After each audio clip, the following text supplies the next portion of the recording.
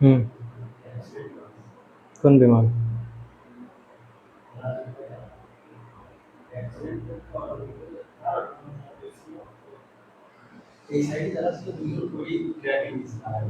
আর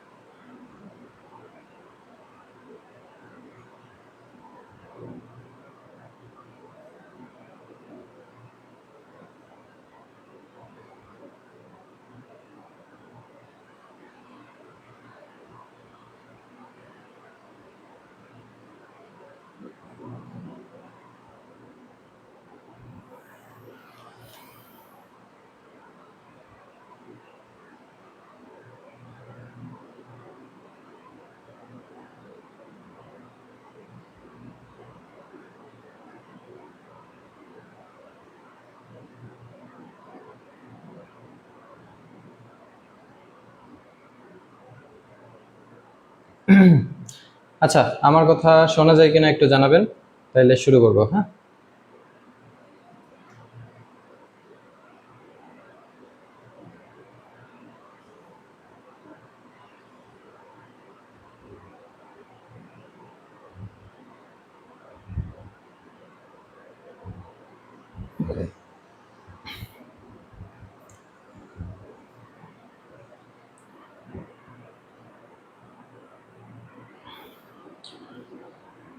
ওকে। হ্যাঁ, নমস্কার। ওয়ালাইকুম আসসালাম। ভালো আছি। ওকে, সো আমরা শুরু করি আজকে আপনাদের ফার্স্ট ইংলিশ ক্লাস। আচ্ছা, ইংলিশ ক্লাস নেয়ার আগে কিছু কথা বলি।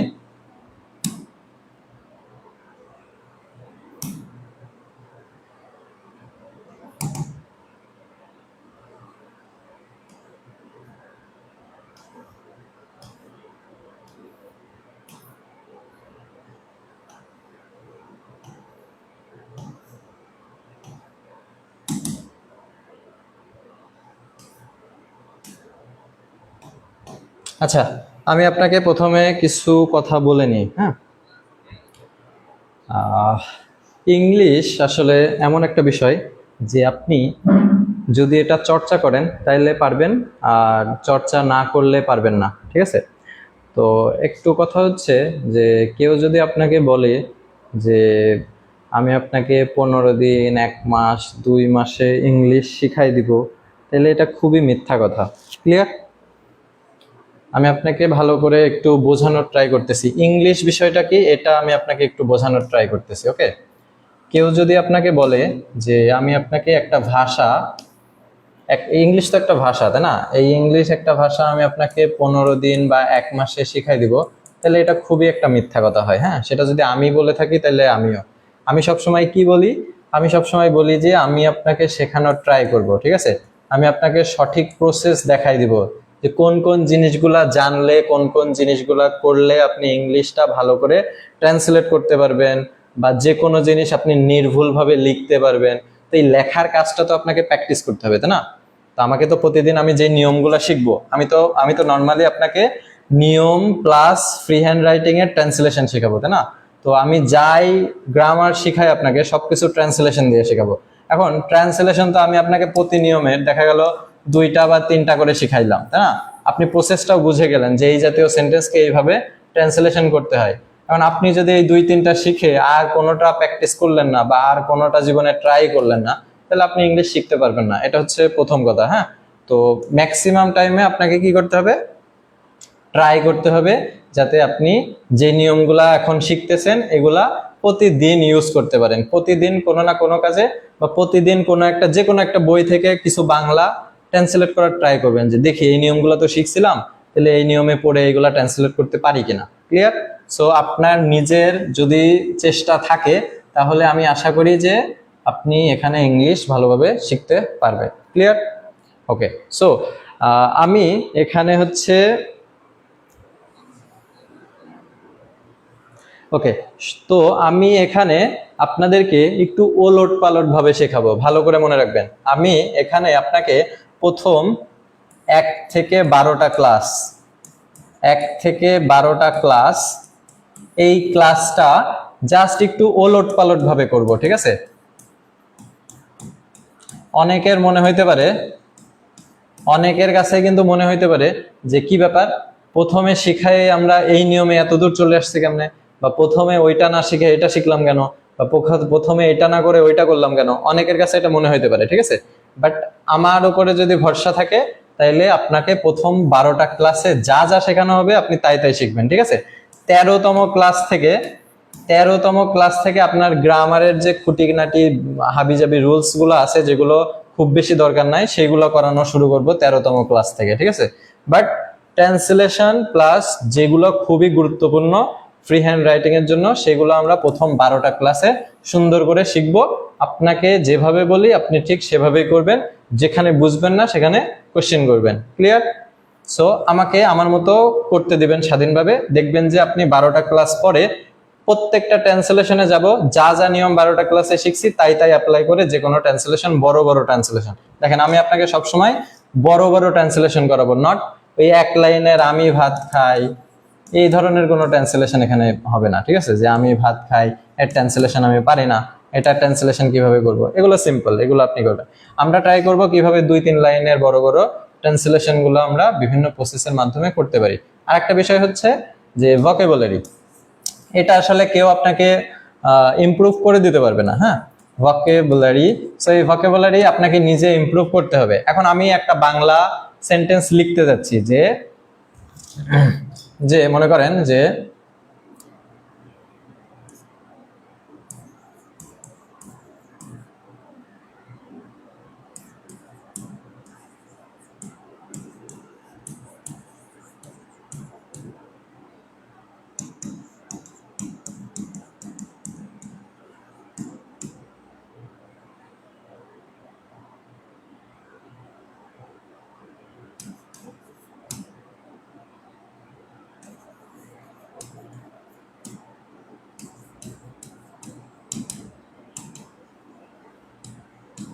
মনে করেন এটা আমি লিখলাম যে বাংলাদেশ প্রতিদিন অসংখ্য প্রকল্প নিয়ে ভাবছে। তার মানে আমি যখন এগুলো কিভাবে ট্রান্সলেশন করে সেটা আমি বোঝাবো, এমনি আমি জাস্ট ভোকাবুলারি জিনিসটা আপনাকে বোঝাচ্ছি। যে আমি এখানে লিখলাম যে বাংলাদেশ ভাবছে, তাই না? বাংলাদেশ ইজ থিঙ্কিং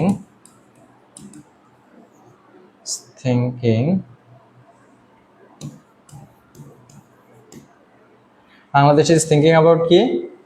অসংখ্য। এই যে অসংখ্যর ইংলিশ প্রচুর আছে, আপনি যদি এখানে মাই রাইড দিতে চান তাহলে দিতে পারেন, মাই রাইড, ঠিক আছে? মাই রাইডের জায়গায় যদি নিউমেরিয়াস দিতে চান, অসংখ্য, ঠিক আছে, তাও দিতে পারবেন, নিউমেরিয়াস, ঠিক আছে?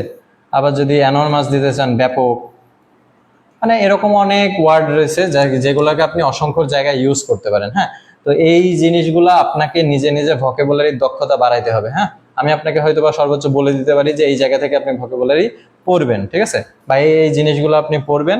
ভোকাবুলারি আপনার নিজেকেই দক্ষতা বাড়াইতে হবে, যে কিভাবে অসংখ্যর ইংলিশ কতগুলো আছে, কি কি আছে একটু শিখে রাখি, ঠিক আছে? সো এই জিনিসগুলো, ভোকাবুলারিটা বেশি গুরুত্বপূর্ণ। সো ভোকাবুলারিটা আপনার আজকে থেকে শুরু করে দিবেন। ওকে, কোথা থেকে শুরু করবেন না শুরু করবেন সেগুলো আমি একটু বলে দিব না। ওকে, সো এই হচ্ছে ব্যাপার। তো আমরা এখন ইংলিশ ক্লাস শুরু করব। ওকে, সো ফার্স্ট ইংলিশ ক্লাস,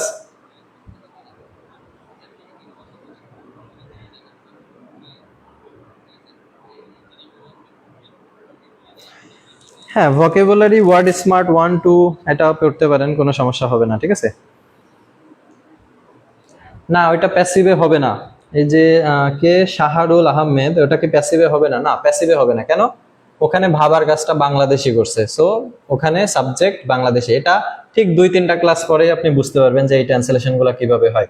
ওকে, সো আমরা শুরু করতেছি। আপনারা বেশি বেশি কমেন্ট না করে যা যা বলি প্রত্যেকটা কথা বোঝার ট্রাই করবেন। এটা ইংলিশ ক্লাস, কোনো একটা কথা না বুঝলে দেখবেন যে পরের অনেকগুলা জিনিস আপনি বুঝবেন না। ওকে ওকে, সো আমি ইংলিশ শুরু করার আগে এখানে একটা পিডিএফ আপনাদের দিয়ে দিছিলাম প্রথম দিনই, যে সেটা হচ্ছে লিস্ট অফ ভার্ব। এটাকে কি বলা হয়? List of verb. Okay, so এই লিস্ট অফ ভার্ব আপনাকে মুখস্থ করতে হবে। কেন করতে হবে এটা আমি একটু বলি। আমরা যখনই কোনো কি বলে কোনো গ্রামার করতে যাব, তখন ওই গ্রামারে ভার্বের 3টা ফর্ম লাগবে। ভার্বের কি 3টা ফর্ম লাগবে। কোন 3টা ফর্ম? যেমন ভার্বের প্রেজেন্ট ফর্ম লাগবে, ভার্বের পাস্ট ফর্ম লাগবে, আর ভার্বের পাস্ট পার্টিসিপল ফর্ম লাগবে। এটা সব সময় লাগবে, ঠিক আছে। এজন্য এই ভার্বের লিস্টটা আমি সব সময় আগে দিই মুখস্থ করার জন্য, ঠিক আছে। যেমন ভার্বের প্রেজেন্ট ফর্ম কি? গো। পাস্ট ফর্ম কি? ওয়েন্ট। আর পাস্ট পার্টিসিপল ফর্ম কি? গন। এখন আপনি যদি এই ভার্বের লিস্ট না জানেন, তাহলে আমি আপনাকে একটা জায়গায় বললাম যে এই জায়গাটায় ভার্বের V3 মানে ভার্বের পাস্ট পার্টিসিপল বসবে। এখন আপনি জানেন না যে গো এর ভার্বের পাস্ট পার্টিসিপল কি, তাহলে আপনি ইংলিশ কিন্তু ভালোভাবে লিখতে পারবেন না, ঠিক আছে। সো সর্বপ্রথম আপনাকে যেটা মুখস্থ করা লাগবে সেটা হচ্ছে ভার্বের লিস্ট। ইংলিশ শেখার প্রধান উপায় মানে প্রধান যে শর্ত সেটা হচ্ছে ভার্বের লিস্ট। যে এই ভার্বটার প্রেজেন্ট ফর্ম কি, এই ভার্বটার পাস্ট ফর্ম কি, এই ভার্বটার পাস্ট পার্টিসিপল ফর্ম কি। ওকে, তো আমি এখানে আপনাকে ভার্বের একটা লিস্ট দিয়ে দিছি, দেখেন। যেমন এগুলো আপনি কিভাবে পড়বেন আমি একটু বলে দিই, ঠিক আছে। যেমন এখানে লেখা দেখেন, অ্যালাউ। অ্যালাউ মানে কি? অ্যালাউ মানে হচ্ছে অনুমতি দেয়া। তো অ্যালাউ মানে অনুমতি দেয়া, এটা আপনি জানেন। এখন এটা হচ্ছে প্রেজেন্ট ফর্মে। আর পাস্ট ফর্মে কি হয়? অ্যালাউ এর সাথে ইডি যুক্ত হয়। অ্যালাউড মানে অনুমতি দিয়েছিল, মানে কি আগের টেন্সে। আর পরেরটা কি? অ্যালাউড, এটাও মানে পাস্ট পার্টিসিপল, ঠিক আছে। সো এটাকে আমরা বলি হচ্ছে পাস্ট পার্টিসিপল। ওকে, সো পাস্ট পার্টিসিপল কি? অ্যালাউড। সো এটা আপনাকে মুখস্থ করতে হবে এইভাবে, যে অ্যালাউ মানে অনুমতি দেয়া, অনুমতি দেয়া এর অ্যালাউ এর পাস্ট ফর্ম কি হবে? অ্যালাউড, আর পাস্ট পার্টিসিপল হবে অ্যালাউড। এভাবে আপনাকে এটা মুখস্থ করা লাগবে। যেমন সবগুলোতে যে ইডি যুক্ত হবে এরকম না কিন্তু, ঠিক আছে। যেমন দেখেন, বিল্ড মানে কি? নির্মাণ করা। বিল্ডিং এর বিল্ড মানে কি? নির্মাণ করা। এখন এর পাস্ট ফর্ম কি হবে? বিল্ট, BUILT, বিল্ট মানে হচ্ছে পাস্ট ফর্ম, এটা মানে তৈরি করা। পাস্ট পার্টিসিপল ফর্মও বিল্ট। সো আমি আশা করব যে এই জিনিসগুলো হচ্ছে খুবই ছোট কালের পড়া। হ্যাঁ, এটা আসলে আপনাকে মুখস্থই করতে হবে। এটা কেউ কোনো নিয়ম দিয়ে শিখতে পারে? এটা তো কোনো নিয়ম না। দেখেন, ব্রেক মানে হচ্ছে ভাঙা, তাই না? তো ব্রেকের পাস্ট ফর্ম হচ্ছে ব্রোক মানে হচ্ছে ভেঙেছিল, আর পাস্ট পার্টিসিপল হচ্ছে ব্রোকেন মানে ভাঙা। ওকে, যেমন আমরা বলি না, ব্রোকেন গ্লাস, ব্রোকেন হার্ট, ঠিক আছে, যে ভাঙা হৃদয়, ভাঙা গ্লাস। সো এই ক্ষেত্রে আমরা পাস্ট পার্টিসিপল ইউজ করি। হ্যাঁ, সো আপনার যেটা সর্বপ্রথম লাগবে সেটা হচ্ছে আপনি ভার্বের present, past and past participle এটা খুব সুন্দর করে এখানে যে লিস্ট দেয়া আছে এই লিস্ট আপনি শেষ করবেন। আজকে প্রথম ক্লাস পরেও আমি গ্রুপে যখন আজকের ক্লাসের পিডিএফ আপলোড করব তখন এটা আপলোড করে দিব। আপনি এটা খুব সুন্দর করে কালকের মধ্যে বা কাল পরশুর ভিতরে প্রত্যেকটা জিনিস যা যা আছে মুখস্থ করবেন। কারো যদি মুখস্থ না হয় তাহলে খাতায় লিখে লিখে মুখস্থ করবেন। যেমনে মুখস্থ করা যায় তেমনি মুখস্থ করবেন, বাট এইগুলো আপনার লাগবে। ক্লিয়ার কিনা এতটুকু?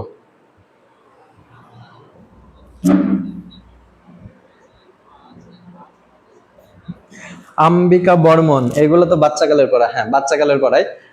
আপনারা যদি ভালো করে ক্লাস 6, 7, 8, 9 গ্রামার শিখে আসতেন বা সেইভাবে শিখে আসতেন তাহলে কিন্তু ইংলিশে এত প্রবলেম হইতো না। আমি আপনাদেরকে ঠিক সেই 6, 7 ক্লাসের জিনিসগুলাই শিখাবো, বাট অ্যাডভান্স ওয়েতে। ওকে, সো আমি এটার পিডিএফ দিয়ে দিব আজকে। সো আপনি এটা এখান থেকে দেখে নেবেন। ওকে, লিস্ট অফ ভার্ব। আবার এটা দেয়া আছে আপনি অ্যাডভান্স 8 এর যে অ্যাডভান্স বই আছে, অ্যাডভান্স গ্রামার, সেই বইও পাবেন। ওকে, সেখান থেকেও করতে পারেন। সো এটা কিন্তু আমার লাগবে। এটা যদি কেউ না পারেন তাহলে কিন্তু এটা আপনার ব্যর্থতা যে আপনি এটা মুখস্থ করতে পারেন নাই। ক্লিয়ার? কারণ আমরা যত নিয়ম শিখবো ততবারই এইগুলো আসবে, যে ভার্বের প্রেজেন্ট ফর্ম, ভার্বের পাস্ট ফর্ম, ভার্বের পাস্ট পার্টিসিপল ফর্ম। সো কেউ যদি এটা না বুঝে তাহলে কিন্তু শিখতে পারবেন না। আগে থেকে বলে নিলাম, সো এটা আপনাকে শিখতে হবে। ওকে, সো আমরা ভার্বের লিস্ট সম্পর্কে কথা বললাম, এটা আপনি শিখবেন, আর এটার পিডিএফ আমি আজকে দিয়ে দিব। ওকে, সো আমরা এখন শুরু করব।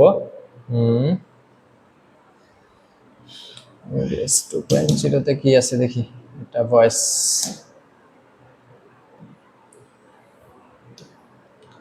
List of verb math 2 presentation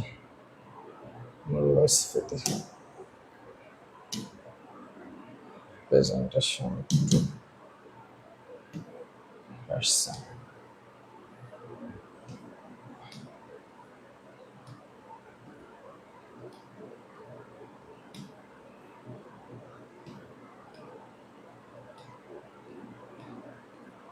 আচ্ছা, আজকের ক্লাসটা খুবই গুরুত্বপূর্ণ জিনিস। সো আজকের ক্লাসটা আপনি ভালো করে শিখবেন, ঠিক আছে? দেখেন, আমরা যখনই ট্রান্সলেশন করব তখনই বড় বড় ট্রান্সলেশন করব, যেগুলো বিভিন্ন পরীক্ষায় আসছে বা যে কোনো পেপার থেকে নেওয়া, ঠিক আছে?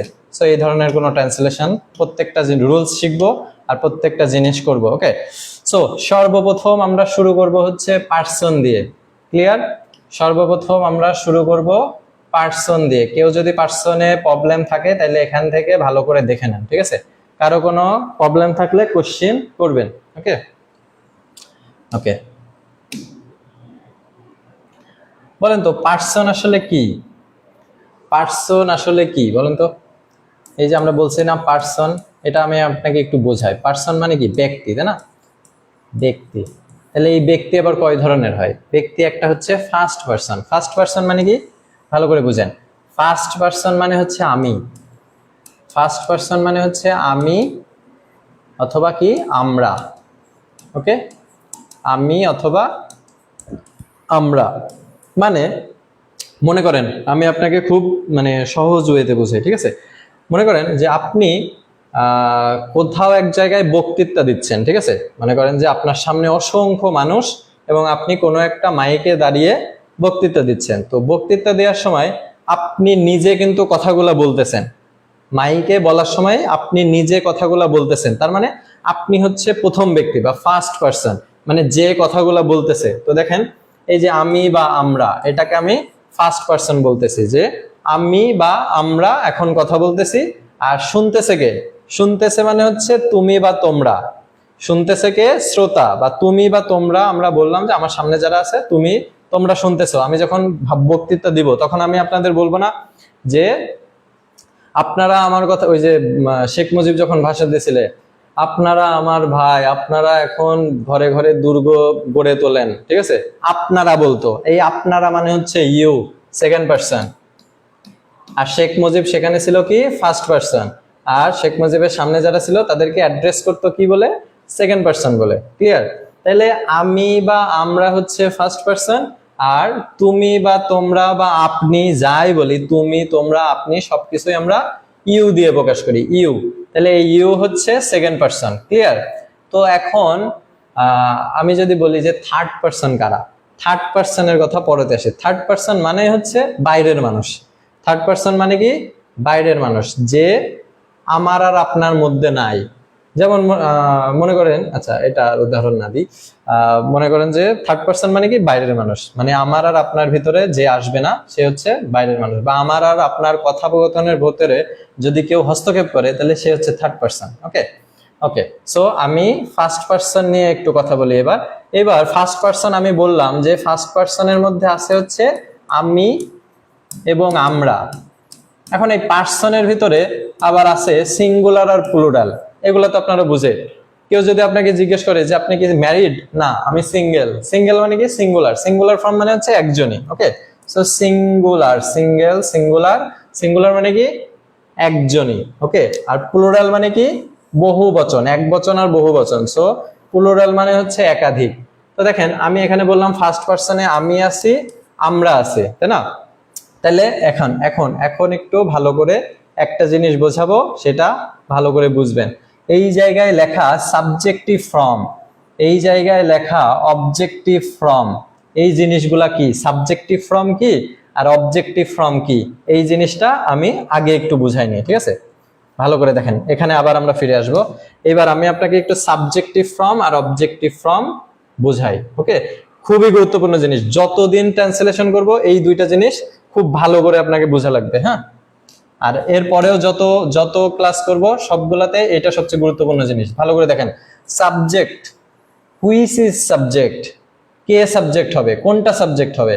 দেখেন, ভার্ব, ভার্বের কাজ যে করবে সেই সাবজেক্ট হবে, ভার্বের কাজ যে করবে সেই সাবজেক্ট হবে। এবং সাবজেক্ট এবং অবজেক্ট কে হবে, ভার্বকে, ভার্বকে কি দ্বারা বা কাকে দ্বারা, কি দ্বারা বা কাকে দ্বারা প্রশ্ন করলে যে উত্তর পাওয়া যাবে সেটাকে আমরা বলি অবজেক্ট। তো আমরা একটু উদাহরণ দিয়ে লিখি, আমরা সবসময় বাংলা উদাহরণ দিব, ঠিক আছে? যেমন মনে করেন যে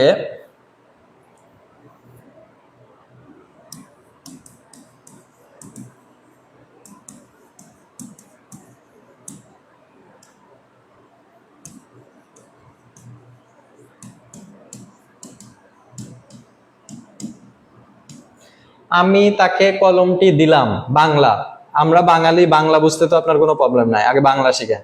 আমি তাকে কলমটি দিলাম, এই যে দিলাম, দিলাম দেয়া একটা কাজ না, দেয়া একটা কাজ না, কাজ কিনা, দেয়ার ইংলিশ কি বলেন তো, গিভ না, দেয়ার ইংলিশ গিভ। আমি এই ভার্ব দেয়া, এই সেন্টেন্সে কিন্তু একটাই ভার্ব, ভার্ব মানে কি, ভার্ব মানে হচ্ছে ক্রিয়া, ঠিক আছে? সো ভার্ব হচ্ছে ক্রিয়া। এখন ভার্ব মানে এখানে আমি বললাম যে গিভ, গিভ মানে হচ্ছে দেয়া। আপনার ফার্স্ট কোশ্চেন হবে কে দিল কলমটি, কে দিল, কে দিল কলম, আমি দিলাম। সো আমি হচ্ছে সাবজেক্ট, এই যে সাবজেক্ট হচ্ছে ভার্বের কাজ যে করবে সেই সাবজেক্ট, তার মানে আমি ভার্বকে কোশ্চেন করব কি দিয়ে, কে দিল, কে দিল কলম, আমি দিলাম। সো সাবজেক্ট হচ্ছে আমি, সাবজেক্ট হচ্ছে কে, আমি। এইবার আমি অবজেক্টকে কোশ্চেন করব, কি দিল, কাকে দিল, ঠিক আছে? এখন আমি কোশ্চেন করলাম যে কি দিল, কাকে দিল, কি দিল, কলম দিল। সো কলম দিল যেটা, সেটাকে আমরা বলি হচ্ছে মুখ্য মানে মুখ্য কর্ম, ঠিক আছে, বা মুখ্য অবজেক্ট, মুখ্য অবজেক্ট। হ্যাঁ, আর কাকে দিল, এই যে কাকে দিল যেটা ব্যক্তিবাচক হয় সেটাকে আমরা বলি হচ্ছে গৌণ। এটা আপনারা যদি বাংলা গ্রামার ভালো করে পড়েন তাহলে ওখানে আর একটু ভালো করে বুঝতে পারেন, এটাকে বলা হয় হচ্ছে গৌণ। কোশ্চেন করবেন, এটা তো ইজি জিনিস, কি দিল, কাকে দিল, ঠিক আছে? তো সেটা, এটাও অবজেক্ট, এটাও অবজেক্ট, তাই না? তো ভালো করে দেখেন যে এইটা হচ্ছে অবজেক্টিভ ফ্রম আর এটা হচ্ছে সাবজেক্টিভ ফ্রম, ঠিক আছে? ওই যে উপরে আমরা বললাম না অবজেক্টিভ ফ্রম কি আর সাবজেক্টিভ ফ্রম কি। এইবার আমি যদি এটা ট্রান্সলেশন করি তাহলে দেখেন কি হবে। ট্রান্সলেশন তো আমরা পরে আরো শিখবো, মানে টেন্সে করবো, এটা আমি জাস্ট সিম্পল সাবজেক্টিভ আর অবজেক্টিভ শিখাচ্ছি। ওকে, তো দেখেন আমি এখানে লিখলাম যে he gave him, he gave him a pen, অথবা he gave him the pen, কলমটি, the pen, he gave him the pen. ভালো করে দেখেন, সরি হি না আই, মানে আমি তো দিছিলাম তাই না? So I gave him the pen. এখন ভালো করে দেখেন, এখানে আমি কি বলছি, আমি দিছি তাই না, সাবজেক্ট কে দিছে, আমি দিছি, সাবজেক্ট, তার মানে আই এর সাবজেক্টিভ ফর্ম হচ্ছে আই। ভালো করে বুঝছেন, এটা যেহেতু সাবজেক্ট না, তাহলে সাবজেক্টিভ ফ্রম আই। ওকে, কিন্তু এইটা কি, হিম, হিম মানে কি, তাকে না, এই যে তাকে, এই তাকেটা এখানে কি অবস্থায় আছে, অবজেক্ট না, এই যে কি বা কাকে দ্বারা কোশ্চেন করলে অবজেক্ট পাওয়া যাবে, তার মানে গৌণ, এখানে তাকে হচ্ছে অবজেক্ট। এই জন্য তাকে মানে কে বলেন তো, সে, সে এর অবজেক্টিভ ফর্ম হচ্ছে তাকে, হিম। হি এর সাবজেক্টিভ ফর্ম কি, হিম এর সাবজেক্টিভ ফর্ম কি বলেন তো, হি এর সাবজেক্টিভ ফর্ম হি, হি এর সাবজেক্টিভ ফর্ম হচ্ছে হি। কিন্তু এখানে তো আমি সাবজেক্টিভ ফর্ম বসাবো না, এখানে আমার লাগবে কোন ফর্ম, অবজেক্টিভ ফর্ম, কারণ এটা অবজেক্ট দেয়া আছে, তাহলে এখানে আমি অবজেক্টিভ ফর্ম বসাবো। ক্লিয়ার? তাকের, তাকের অবজেক্টিভ ফর্ম কি, এই যে হি, মানে হিম, আর সাবজেক্টিভ ফর্ম কি, হি। সো সাবজেক্টিভ ফর্ম কোথায় বসবে আর অবজেক্টিভ ফর্ম কোথায় বসবে এটা ক্লিয়ার কিনা, আর সাবজেক্ট আর অবজেক্ট চিনতে পারবো কিনা, এইটুকু ক্লিয়ার হইলে আমাকে বলেন, তাহলে আমি আবার প্রথমে যাব।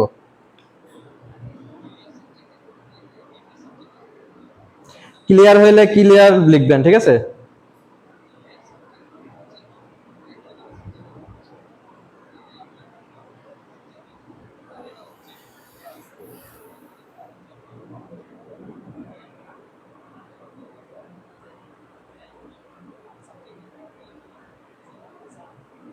বুঝতে পারলে বলবেন ক্লিয়ার। হ্যাঁ,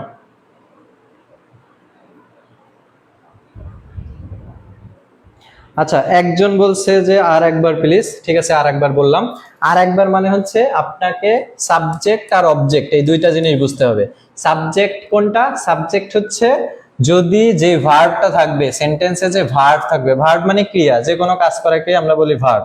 সেই ভার্বকে আমি জিজ্ঞাসা করব কে দিল, কে দ্বারা কোশ্চেন করব। এই ভার্বের এই দেয়ার কাজটা যে করবে, দেয়ার কাজটা যে করবে সে সাবজেক্ট। দিছে কে? দিছে হচ্ছে আমি, আমি দিছি, তাহলে আমি হচ্ছে সাবজেক্ট। এখন আমি যদি বলতাম যে আমি দিই নাই, ভালো করে দেখেন এখানে আমি সাবজেক্ট না, এই জন্য সাবজেক্টিভ ফ্রম আই দিছি। ক্লিয়ার? এখন আমি যদি আরেকটা লিখি যে সে আমাকে, সে আমাকে কলমটি দিল, কলমটি দিল।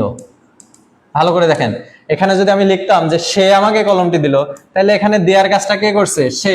তাহলে এখন কিন্তু হি হবে, এখন হি হবে, হি গেভ। এবার কিন্তু মি হবে, মি। আমাকে কাকে দিল? আমাকে, আমাকে। তাহলে বলেন তো, আমি বলছিলাম সাবজেক্ট হচ্ছে আই, যদি সাবজেক্টিভ পারসন হয়, মানে সাবজেক্ট এই জায়গায় বসলে আই হবে। কিন্তু যদি অবজেক্টের স্থানে বসে তখন কিন্তু অবজেক্টিভ ফর্ম বসবে। আই এর অবজেক্টিভ ফর্ম কি? আই এর অবজেক্টিভ ফর্ম হচ্ছে মি, এই জন্য মি মানে আমাকে। সো আই এর অবজেক্টিভ ফর্ম হচ্ছে মি, সো এখানে আমি মি বসাইতে হবে। তাহলে মি কোথায় বসবে? আই কোথায় বসবে? হি কোথায় বসবে? হিম কোথায় বসবে? এই বিষয়টা ক্লিয়ার কিনা? সাবজেক্টের জায়গায় সাবজেক্টিভ ফর্ম, অবজেক্টের জায়গায় অবজেক্টিভ ফর্ম, এই জিনিসটা ক্লিয়ার কিনা?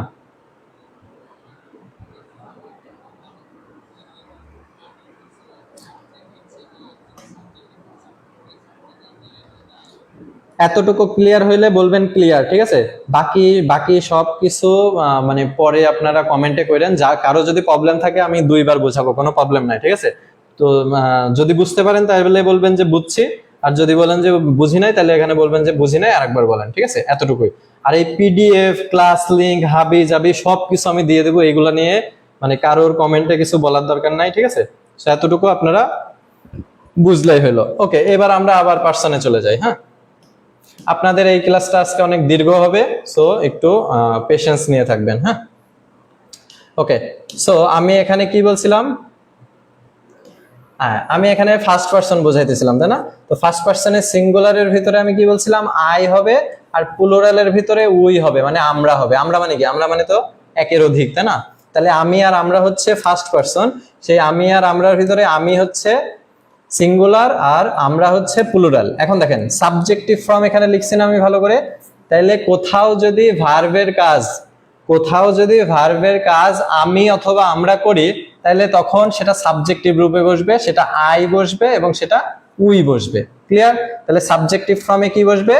আই বসবে এবং উই বসবে। এটা আপনি মুখস্থ করে রাখবেন যে ফার্স্ট পারসনের সাবজেক্টিভ ফর্ম হচ্ছে আই আর উই। ওকে, আর অবজেক্টিভ ফর্মে কি? অবজেক্টিভ ফর্মে হচ্ছে মি মানে আমাকে, মি মানে আমাকে, আর আস মানে কি? আমাদের। আর যেমন আমি বললাম যে সে আমাদেরকে ডাকলো, তাহলে এখানে কিন্তু আস ব্যবহার করবো আমরা, মানে সে আমাদেরকে ডাকলো।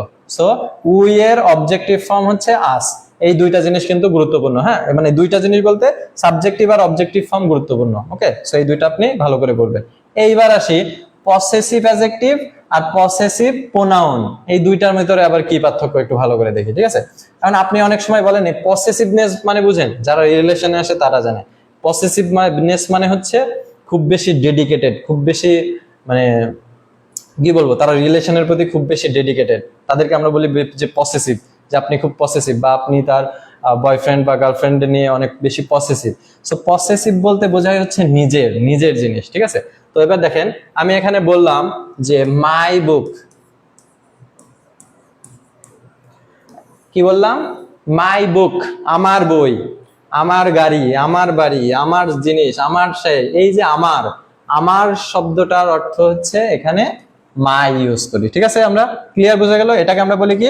Possessive adjective. সো এই পসেসিভ অ্যাডজেক্টিভ হচ্ছে মাই মানে আমার। So my book, my house, মাই কার, যাই বলি মাই। ক্লিয়ার? তাহলে পসেসিভ প্রোনাউনটা কি? এই মাইনটা কি? এই মাইন হচ্ছে, এই মাইন হচ্ছে মাই বুকের শর্ট ফর্ম। এই মাইন হচ্ছে মাই বুকের শর্ট ফর্ম। কিভাবে শর্ট ফর্ম ভালো করে একটু বুঝেন। ঠিক আছে, একটু একটু বড় করে বুঝাই।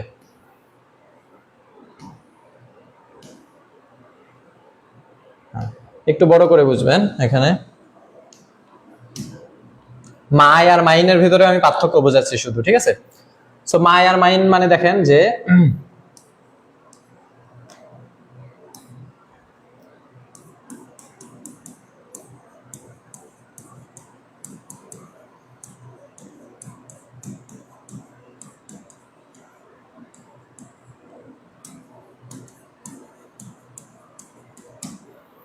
আমি বললাম যে his book is better than my book, মানে তার বই আমার বইয়ের চেয়ে অনেক ভালো। এখানে বইয়ের জায়গায় বাড়ি দিতে পারি যে his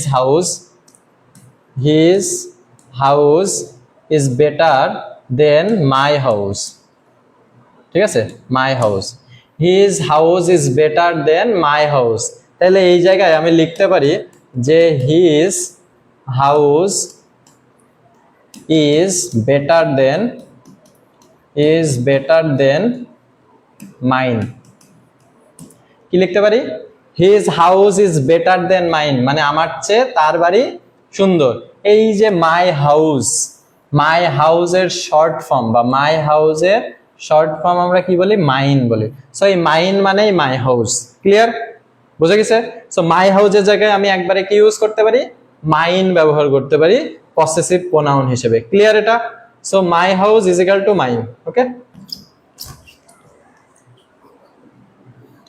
hour house is equal to hours.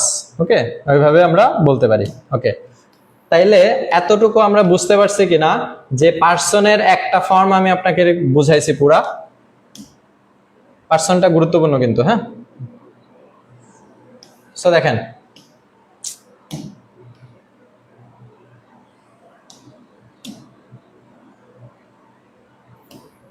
পার্সনটা গুরুত্বপূর্ণ কেন? এটা ফার্স্ট পার্সন আমরা বলছি, singular, plural, I, we, me, us, my, mine, our, ours. Okay, তাহলে আপনি বুঝতে পারছেন যে সাবজেক্টিভ ফর্ম কোনটা, অবজেক্টিভ ফর্ম কোনটা, পসেসিভ অ্যাডজেক্টিভ কোনটা আর পসেসিভ প্রোনাউন কোনটা।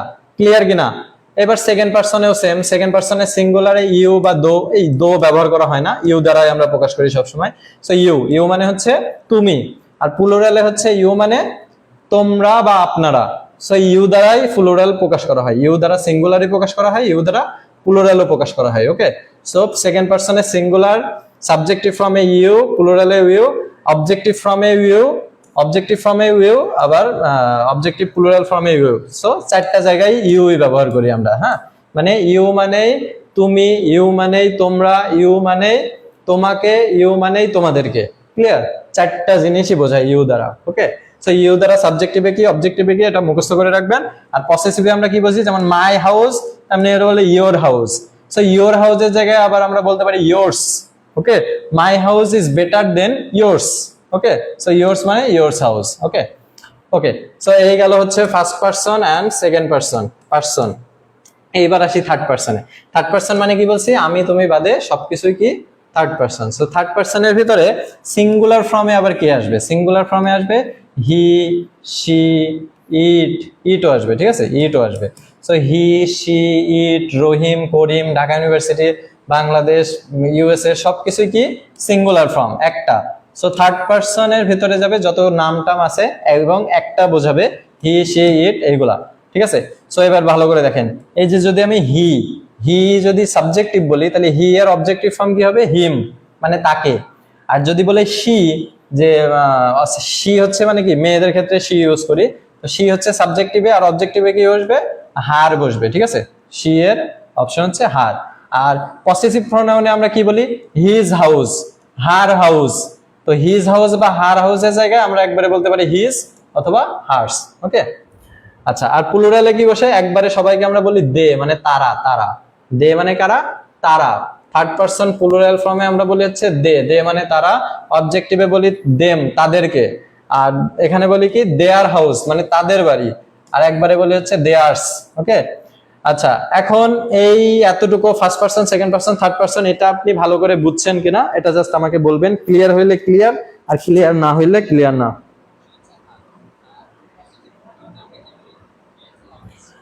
বাংলা পলিটিক্স, হিজ তো সাবজেক্টিভ ফর্ম না, হিজ কেন হলো? কই, হিজ তো সাবজেক্টিভে নাই, হিজ তো অবজেক্টিভে আছে। হিজ তো সাবজেক্টিভে নাই, হিজ হচ্ছে পসেসিভে আছে, সাবজেক্টিভ তো এখানে। হিজ তো পসেসিভে আছে, পসেসিভে হিজ, ক্লিয়ার। সাবজেক্টিভে তো হি হবে, বুঝতে পারছেন?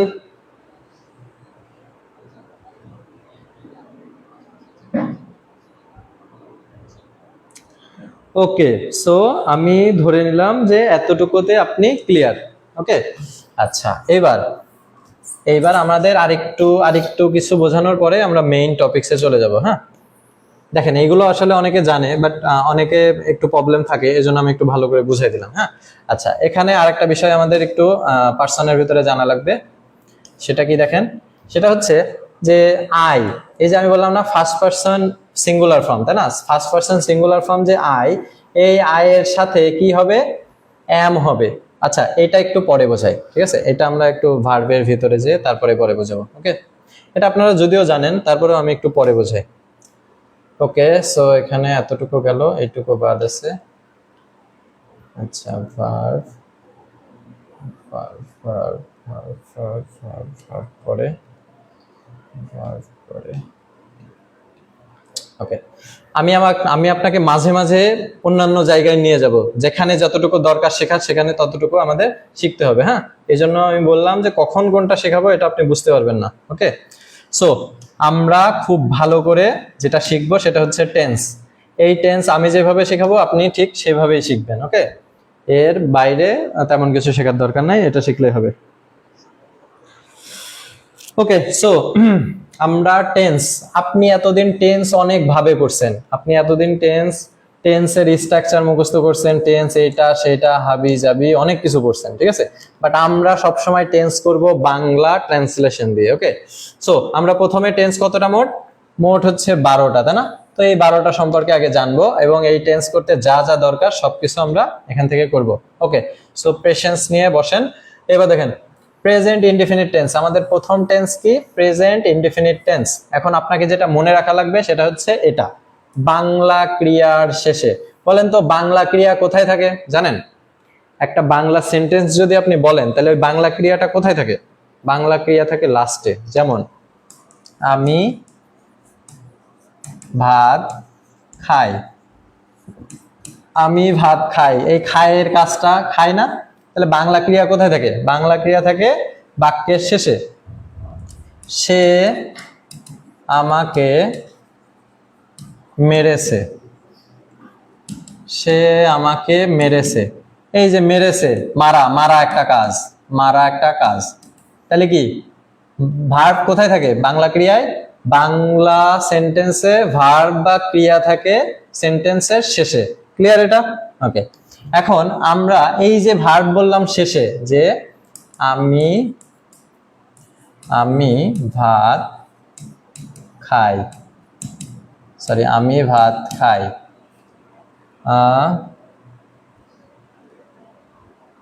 সে প্রতিদিন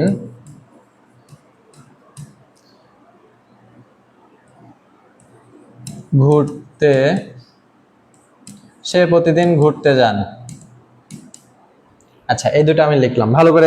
এবার আমি যা বোঝাই তাই বুঝেন। দেখেন বাংলা ক্রিয়ার শেষে যদি অ, উন্তস্ত, দন্তের ন, হর্ষায়, এ, ও এইগুলা থাকে, যেমন করি, কর, করিস, করে, যাই, যাও, যান, পড়েন, ঘুমাও, ঘুমান ইত্যাদি, এমন টাইপের জিনিস থাকে, তাইলে আমরা সেগুলোকে বলবো যে এটা প্রেজেন্ট ইনডিফিনিট টেন্সে হবে। যেমন দেখেন আমি ভাত খাই, হর্ষায় আছে, সে প্রতিদিন ঘুরতে যান, এই যে জানের দন্তের ন আছে, তার মানে কি দন্তের ন, হর্ষায় এ, ও, হর্ষায় অ, এইগুলা যদি কোনো বাংলা সেন্টেন্সের ভার্বের লাস্টে থাকে, তাহলে আপনাকে বুঝে নিতে হবে যে এটা আমি প্রেজেন্ট ইনডিফিনিট টেন্সে করব। মানে এই বাংলা সেন্টেন্সটার ট্রান্সলেশন আমি প্রেজেন্ট ইনডিফিনিট টেন্সে করব। এমন ভাবে 12টা টেন্সেরই লাস্টে কি কি থাকলে কোন কোন টেন্সে হয় এটা আমাকে বাংলা দেখে কিন্তু বুঝতে হবে, আর এটা আমি প্রমাণ করেও দেবো যে এটা দেখে চেনা যায়। ক্লিয়ার? সো আপনারা ভালো করে দেখেন। সো বাংলা ক্রিয়ার শেষে কি কি থাকবে? অ, অন্তস্থ, ত, দন্তের ন, হর্ষায়, এ, ও, তাই না? এগুলা থাকবে। এই যেমন এখানে লেখা আছে করি, কর, করিস, করে, যাই, খান, হাবিজাবি। ওকে, এবার আমরা শিখে ফেলছি যে বাংলা ক্রিয়ার শেষে কি থাকে। আচ্ছা, এইবার আসি, আমরা যখনই বুঝে ফেলবো যে বাংলা ক্রিয়ার শেষে এইটা থাকবে, তখনই আমরা কিন্তু বুঝে ফেলতে পারছি যে এটা প্রেজেন্ট ইনডিফিনিট টেন্সে হবে। ওকে, এবার প্রেজেন্ট ইনডিফিনিট টেন্সের ইংলিশ স্ট্রাকচার কি, এটা কিন্তু আপনারা ছোটকালে থেকে পড়ে আসতেছেন যে ইংলিশ স্ট্রাকচার কি, প্রেজেন্ট ইনডিফিনিট টেন্সের সাবজেক্ট হবে কি, প্রথমে সাবজেক্ট হবে। আর সাবজেক্ট কি কেবল কিন্তু বুঝাই আসলাম, সাবজেক্টকে ভার্বের কাজ যে করবে সেই সাবজেক্ট। ওকে, তাহলে এটা হচ্ছে সাবজেক্ট, প্রথমে সাবজেক্ট বসাবো, তারপরে কি ভার্বের প্রেজেন্ট ফর্ম। ওই যে মনে আছে প্রথম আপনাকে বোঝাইলাম না, ভার্বের 3টা ফর্ম থাকে, ভার্বের প্রেজেন্ট ফর্ম, ভার্বের পাস্ট ফর্ম, ভার্বের পাস্ট পার্টিসিপল ফর্ম, এটা যেন মুখস্থ থাকে আপনার। ওকে, সো এখানে আমরা ভার্বের কি দিব, প্রেজেন্ট ফর্ম দিব, আর তারপরে দিব অবজেক্ট। অবজেক্টকে ভার্বকে কি বা কারা দ্বারা কোশ্চেন করলে যেটা পাওয়া যায় সেটা হচ্ছে অবজেক্ট। তাহলে ক্লিয়ার, স্ট্রাকচারের মধ্যে তো 3টা জিনিস আপনি বুঝলেন যে স্ট্রাকচারের মধ্যে সাবজেক্ট কি, ভার্বের প্রেজেন্ট ফর্ম কি, আর ভার্বের অবজেক্ট কি। এখন আর একটা কথা আছে, এই যে ভার্বের প্রেজেন্ট ফর্ম না, এই ভার্বের প্রেজেন্ট ফর্ম আর ভার্বের বেস ফর্ম, এই দুইটার মধ্যে আবার একটু পার্থক্য আছে।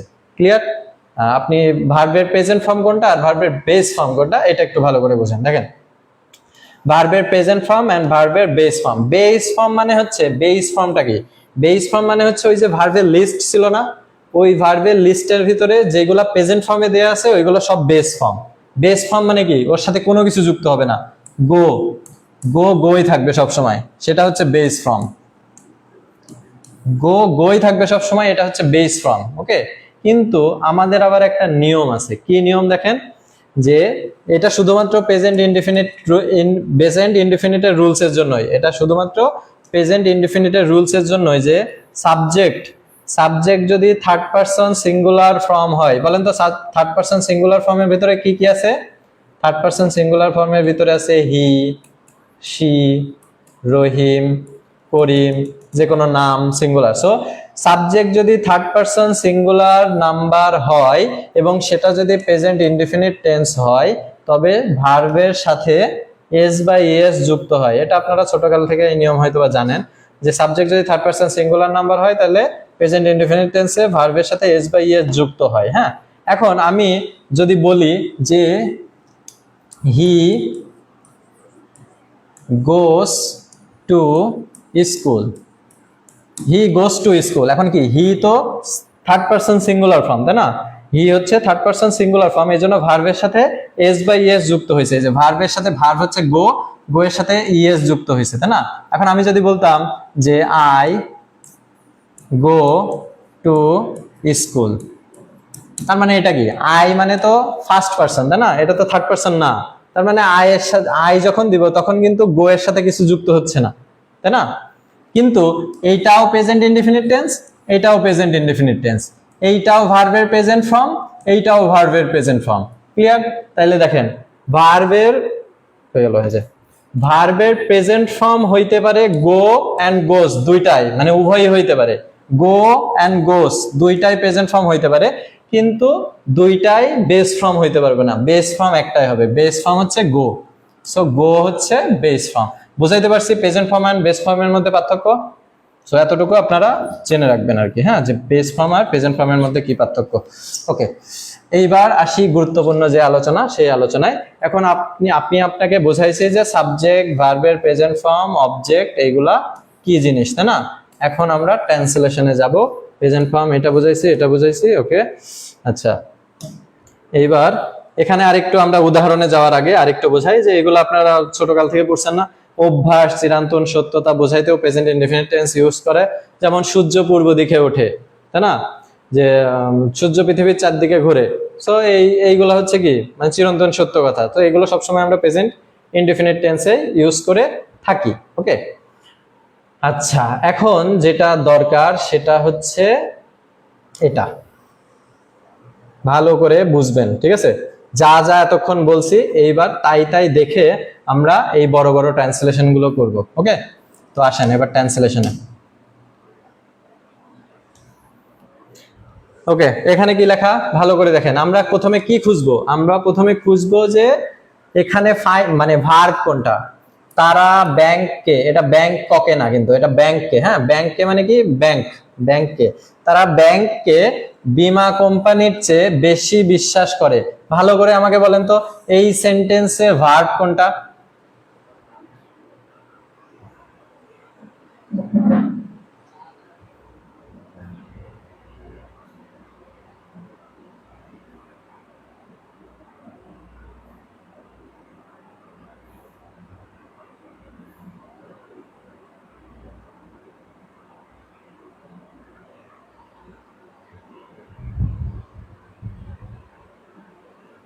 হ্যাঁ, ভেরি গুড। সো এখানে বিশ্বাস করে, এখানে আরে জ্বালা, হ্যাঁ এখানে হচ্ছে বিশ্বাস করে, তাই না? সো আমি ভালো করে বুঝেন, বিশ্বাস করা হচ্ছে ভার্ব, বিশ্বাস করা এটা হচ্ছে ভার্ব। বিশ্বাস করার ইংলিশ কি? বিলিভ, তাই না? বিলিভ মানে বিশ্বাস করা, তাই না? সো বিলিভ মানে আমরা ধরলাম বিশ্বাস করে, কিন্তু এখানে কি লেখা? বিশ্বাস করে। এ কার যুক্ত আছে? এ। সো এ যুক্ত আছে মানেই কি? এটা আমাকে প্রেজেন্ট ইনডিফিনিটে করতে হবে। ওই যে বললাম বাংলা ক্রিয়া শেষে কি কি থাকলে প্রেজেন্ট ইনডিফিনিটে করতে হবে? এ আছে। সো বিশ্বাস করা হচ্ছে ভার্ব, যেহেতু করে আছে, এ আছে, তাহলে এটা প্রেজেন্ট ইনডিফিনিটে। এখন আমি বুঝে ফেলছি যে এটা প্রেজেন্ট ইনডিফিনিটে করতে হবে। হ্যাঁ, প্রেজেন্ট ইনডিফিনিটে করতে হবে, ইনডিফিনিট। এখন ভালো করে বলেন, প্রেজেন্ট ইনডিফিনিটের ইংলিশ স্ট্রাকচারে সর্বপ্রথম কি ছিল?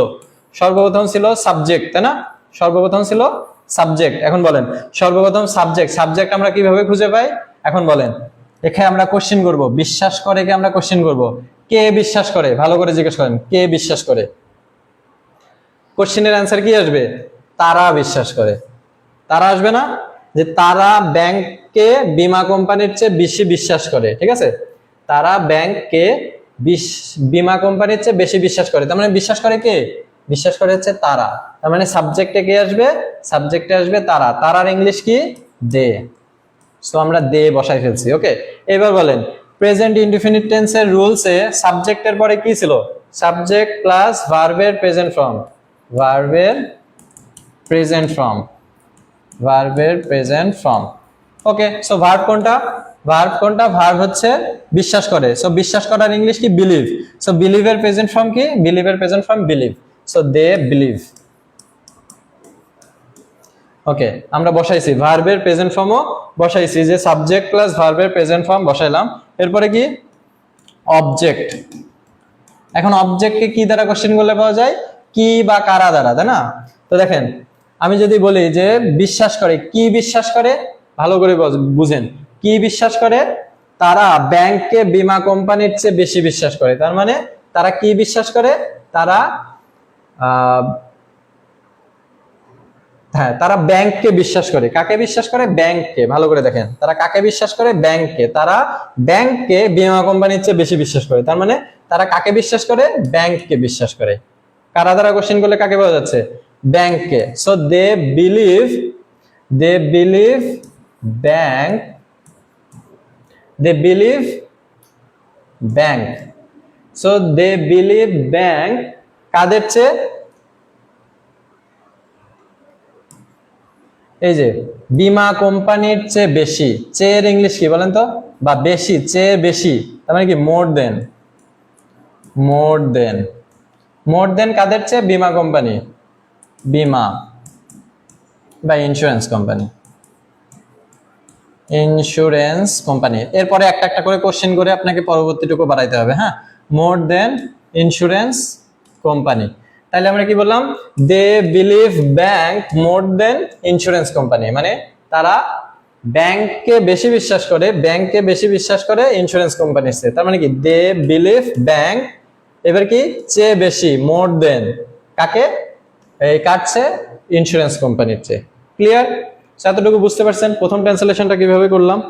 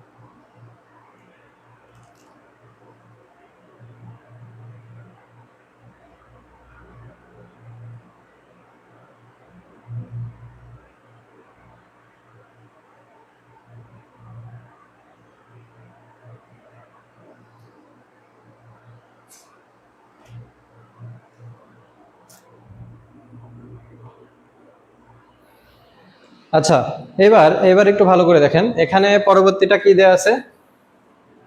আচ্ছা, পরবর্তীটা আমি এখানে কেন দিয়ে রাখছি, পরবর্তীটা করানোর জন্য দিই নাই। ভালো করে দেখেন, সন্ত্রাসী কর্মকাণ্ডে কেউ অর্থায়ন করলেও তার রেকর্ড দেখে প্রকৃত অপরাধী খুঁজে পাওয়া যায়।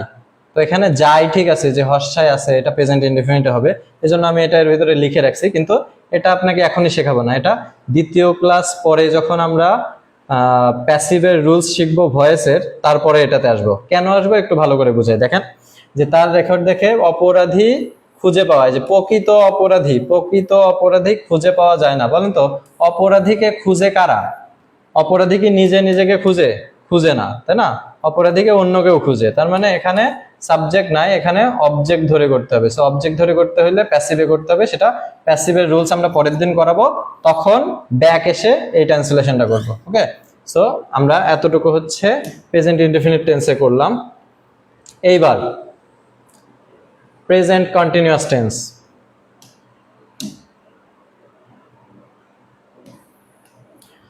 ওকে, এখানে প্রেজেন্ট কন্টিনিউয়াস টেন্সে বাংলা ক্রিয়ার শেষে কি থাকবে?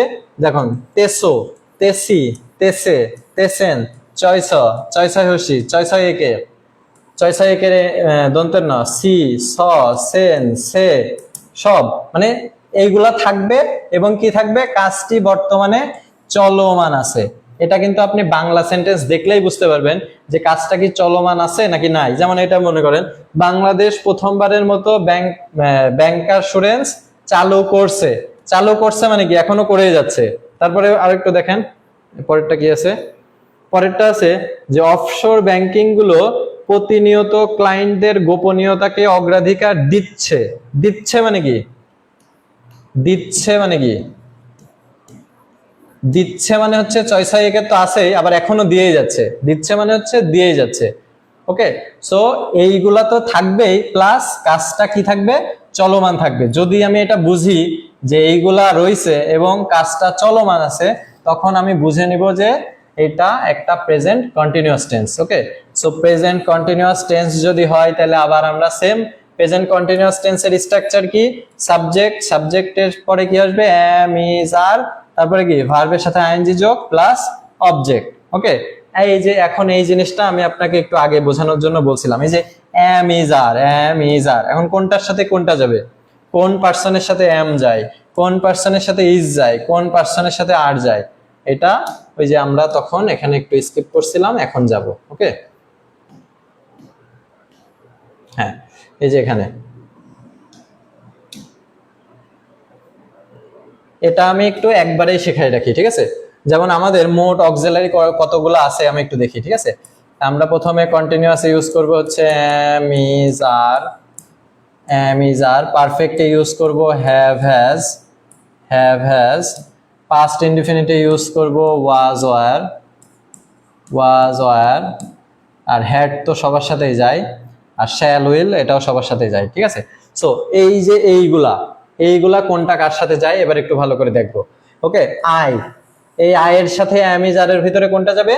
এম যাবে, এটা যেন মনে থাকে, I am. Okay, so I এর সাথে এম যায়। এখানে কোনটা যাবে? আই এর সাথে আই হ্যাভ যায়, ঠিক আছে? আই এর সাথে কোনটা যাবে? আই হ্যাভ যায়, মনে রাখবেন। হ্যাঁ, আই এর সাথে এম যায়, তারপর এরপর ভালো করে দেখেন, এরপর আই এর সাথে ওয়াজই যায়। কিন্তু অয়ার যে যায় না এমন না, কিন্তু অয়ার কোন ক্ষেত্রে যায় এটা আমি একটু বোঝাচ্ছি, ঠিক আছে? তো আয়ের সাথে আমরা সবসময় ওয়াজই দিব, হ্যাঁ, কিন্তু কিছু ক্ষেত্রে আয়ের সাথে ওয়ার বসে, যেমন অসম্ভব কল্পনা বোঝাইতে, যেমন if I were a bird, যদি, যদি আমি পাখি হতাম। এই যে অলিক কল্পনা বোঝাইতে আয়ের সাথে ওয়ার কখনো বসে, ঠিক আছে? তো এটা হচ্ছে ব্যতিক্রম, যখন পরে আমরা যাব, বাট আয়ের সাথে আমরা ওয়াজ দিব। সো আয়ের সাথে কি কি গেল? এম গেল, হ্যাভ গেল, ওয়াজ গেল। ওকে, আয়ের সাথে গেছি। এবার ইউ এর সাথে কি দিব বলেন তো? Second person, second person you এর সাথে দিব you are, you are, you have, ঠিক আছে? You were. ক্লিয়ার? ইউ এর সাথে কি কি যায়? ইউ এর সাথে আর যায়, ইউ এর সাথে হ্যাভ যায়, ইউ এর সাথে ওয়ার যায়। ওকে, তাহলে সেকেন্ড পারসন গেল। এবার third person, third person he, he, she, হাবি, জাবি, রহিম, করিম যা আছে তার সাথে কি যাবে? ইজ যাবে। Rahim is, he is, she is. তো থার্ড পারসনের সাথে কি যাবে? ইজ যাবে। থার্ড পারসনের সাথে কি যাবে? হ্যাজ যাবে। She has, Rahim has, Karim has, ঠিক আছে, হি হ্যাজ, সব হ্যাজ যাবে থার্ড পারসন সিঙ্গুলারের সাথে। আর ওয়াজ যাবে। ওকে, এই জন্য আমি দেখেন এখানে লিখে দিছি যে থার্ড পারসন সিঙ্গুলার নাম্বার যদি হয় তাহলে সেক্ষেত্রে ইজ, হ্যাজ, ওয়াজ এগুলা হয়। হ্যাঁ, আর ইটের সাথে ইজ, ওয়াজ মানে থার্ড পারসন, ইটও তো থার্ড পারসন, ঠিক আছে। তারপর বাকি সব ক্ষেত্রে কি হয়? Have, are, were. তার মানে আপনি যদি এই থার্ড পারসন আর এই আয়ের কথাটা মনে রাখেন, আর বাকি সব ক্ষেত্রে কি হবে? হ্যাভ আর ওয়ার হবে, ঠিক আছে। সো এতটুকু বুঝলেই ক্লিয়ার হয়ে যাবেন পারসনে।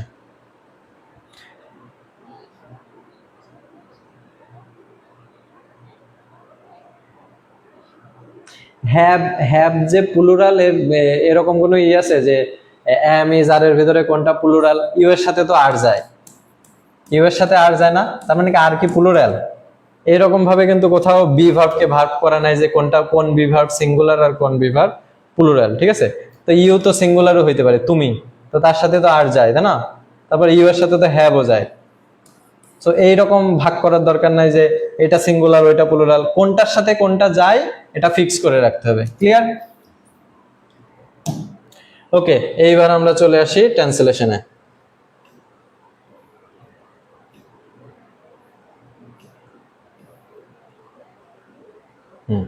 আচ্ছা, এখানে তাহলে আমি জানলাম কি যে প্রেজেন্ট কন্টিনিউয়াস এর স্ট্রাকচার হচ্ছে subject plus am is are plus ভার্বের সাথে আইএনজি যোগ প্লাস অবজেক্ট।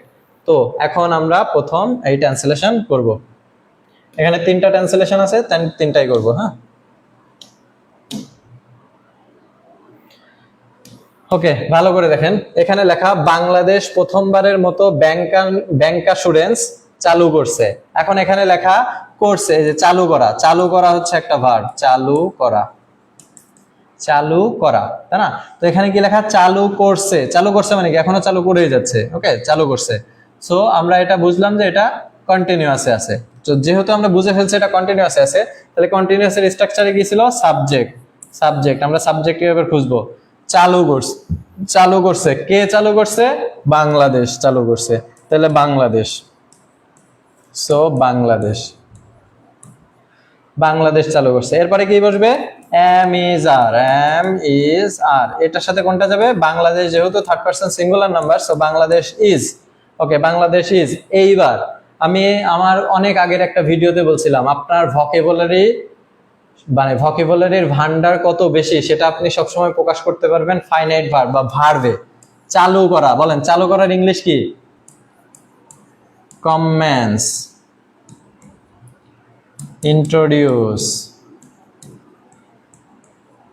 তারপরে আরো কি আছে? কমেন্স, ইন্ট্রোডিউস, লঞ্চ, আরো অনেক আছে না?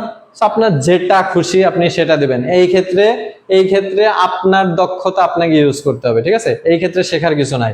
চালু করার ইংলিশ আপনি যত জানবেন তত এখানে ভালোটা ইউজ করতে পারবেন। এখন চালু করার ইংলিশ কমেন্স আছে, ইন্ট্রোডিউস আছে, লঞ্চ আছে, আরো অনেক কিছু আছে, ঠিক আছে। এগুলো আপনাকে কিন্তু জানতে হবে। এখন আমরা কি করব? এই ভার্বের সাথে কি করব? ভার্বের সাথে কি ছিল? আইএনজি যুক্ত ছিল না? ভার্ব প্লাস আইএনজি যুক্ত। এখন ভালো করে আমাকে দেখতে হবে যে এই তিনটার মধ্যে আবার কোনটা বেশি মানে এর সাথে যায়। তো চালু করার ইংলিশ কমেন্স, ইন্ট্রোডিউস, লঞ্চ। যেহেতু প্রথমবারের মতো চালু করতেছে সেই ক্ষেত্রে আমরা বলি হচ্ছে লঞ্চ, ঠিক আছে। সো বাংলাদেশ ইজ ইন্ট্রোডিউসিং দিলেও ভুল না, ঠিক আছে। সো বাংলাদেশ ইজ লঞ্চিং, লঞ্চের সাথে আইএনজি যুক্ত করলাম। এইবার আমি জিজ্ঞেস করব কি কি লঞ্চ করতেছে? অবজেক্ট খুঁজে বের করবে, যে subject plus verb plus object. Object খুঁজে বের করলাম যে কি লঞ্চ করতেছে? ব্যাংক অ্যাসুরেন্স লঞ্চ করতেছে। তাহলে আমি এখন ব্যাংক অ্যাসুরেন্স দিব। ব্যাংক অ্যাসুরেন্স একটা টার্ম, ব্যাংক প্লাস ইন্স্যুরেন্স মিলায়, ঠিক আছে। ব্যাংক অ্যাসুরেন্স, সেটা হচ্ছে একটা term. So Bangladesh is launching bank assurance. আমি subject plus verb plus object পর্যন্ত চলে গেছি। এরপরে যা বাকি থাকবে সেটা আপনি বসাবেন। এরপরে কি বাকি আছে? প্রথমবারের মতো। তার মানে প্রথমবারের মতো ইংলিশ কি? So Bangladesh is launching bank assurance for the first time, for the first time, প্রথমবারের মতো। প্রথমবারের মতো ইংলিশ কি? এগুলো কিন্তু আপনাকে একটু দেখে দেখে এইভাবে শিখতে হবে। এইগুলোর আবার কিন্তু কোনো নিয়ম নাই, হ্যাঁ, এগুলো আপনার ভোকাবুলারির মতো। প্রথমবারের মতো ইংলিশ হচ্ছে ফর দা ফার্স্ট টাইম, তার মানে কি Bangladesh is launching bank insurance for the first time, বুঝছেন কিনা?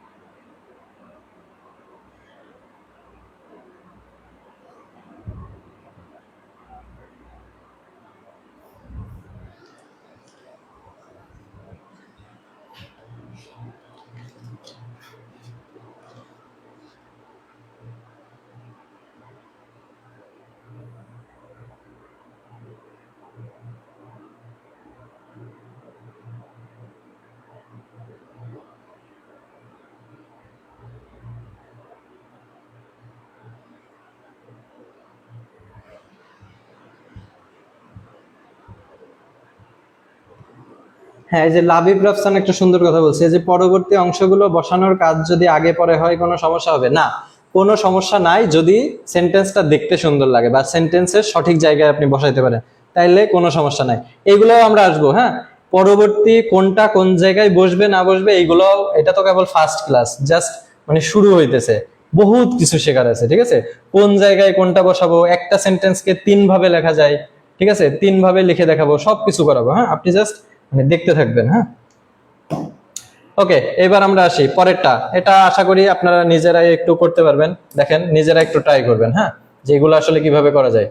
আমরা এখনো তাও একটু ছোট ছোট সেন্টেন্সে আছি, এরপরে আস্তে আস্তে বড় বড় সেন্টেন্সে চলে যাব। দেখেন এখানে কি লেখা, অফশোর ব্যাংকিং গুলি প্রতিনিয়ত ক্লায়েন্ট গোপনীয়তাকে অগ্রাধিকার দিচ্ছে। ক্লিয়ার? অফশোর ব্যাংকিং গুলো প্রতিনিয়ত ক্লায়েন্টের গোপনীয়তাকে অগ্রাধিকার দিচ্ছে, তার মানে কি অগ্রাধিকার দিচ্ছে, এটা হচ্ছে একটা ভার্ব, অগ্রাধিকার দেয়া। অগ্রাধিকার দেয়া হচ্ছে ভার্ব, ভার্বের ইংলিশ কি?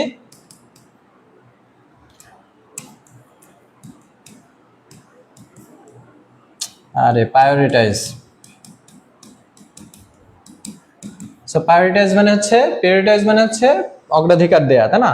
সো অগ্রাধিকার এখানে কি দিচ্ছে, ছয় ছয় একার আছে, মানে কি এটা কন্টিনিউয়াস, এখনো দিয়েই যাচ্ছে। ক্লিয়ার? তাহলে এটা আমাকে বুঝতে হবে যে এটা কন্টিনিউয়াস ফর্ম।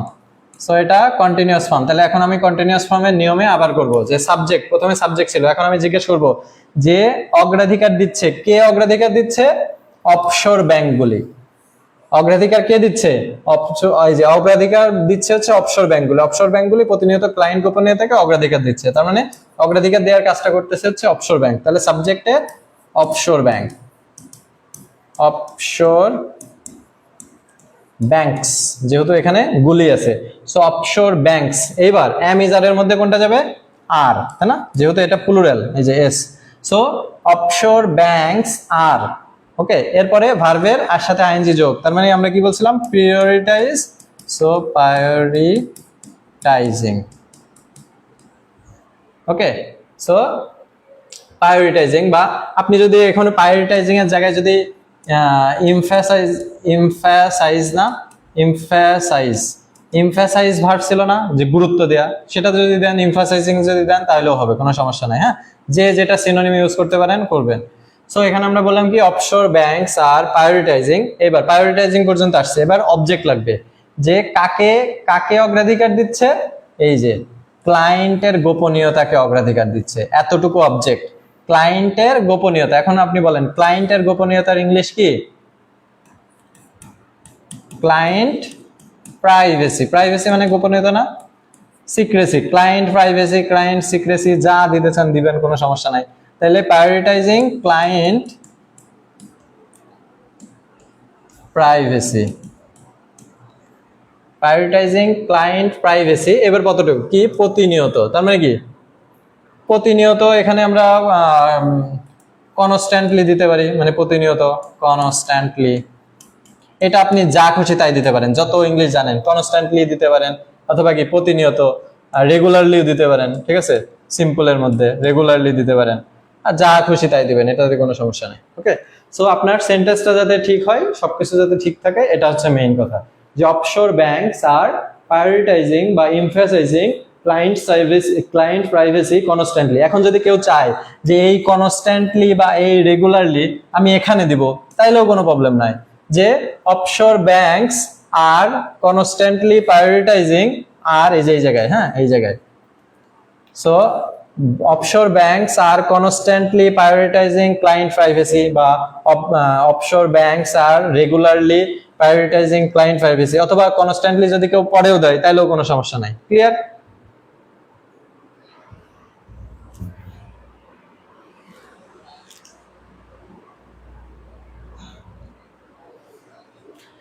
এই ক্লায়েন্ট প্রাইভেসি মানেই হচ্ছে ক্লায়েন্টের গোপনীয়তা। ক্লায়েন্ট এখানে অ্যাডজেক্টিভ হিসেবে ব্যবহার করা যায়। এখন আবার কেউ যদি দিতে চাই যে এখানে একজন লিখছে যে দ্য প্রাইভেসি অফ ক্লায়েন্ট, তাও হবে, কোনো সমস্যা নাই। ঠিক আছে, যেমন আমরা কি বলি বলেন তো, দ্য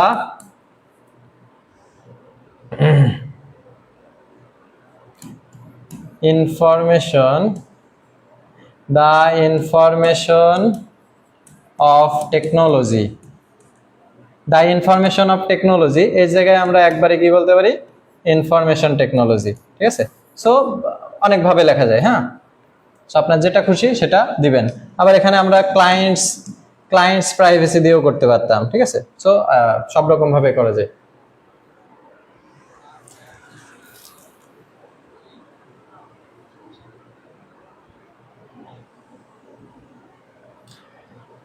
ওকে, হ্যাঁ, ক্লায়েন্টসের সেটাই বললাম যে ক্লায়েন্ট প্রাইভেসি মানেও ক্লায়েন্টের গোপনীয়তা। আবার যদি কেউ মনে করে যে ক্লায়েন্টস প্রাইভেসি তার মানে ক্লায়েন্টদের প্রাইভেসি, ঠিক আছে, এটাও রাইট। সো ক্লায়েন্ট প্রাইভেসিও দিতে পারেন, ক্লায়েন্ট প্রাইভেসি মানেও হচ্ছে ক্লায়েন্টের গোপনীয়তা, আর ক্লায়েন্টস প্রাইভেসি মানে ক্লায়েন্টদের গোপনীয়তা। সো দুইটাই রাইট। হ্যাঁ, আপনার যেটা খুশি সেটা ইউজ করবেন। আচ্ছা, এটা গেল। এইবার এইটাই আসি,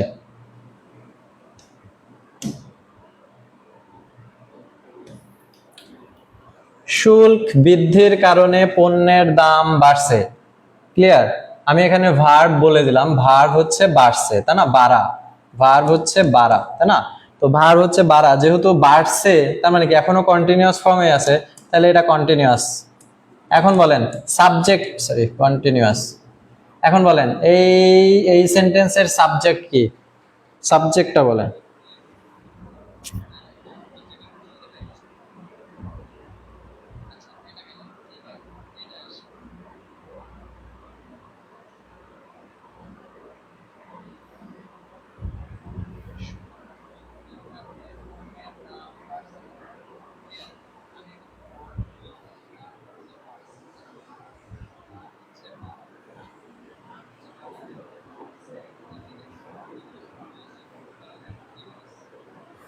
ভেরি গুড, ভালো করে দেখেন।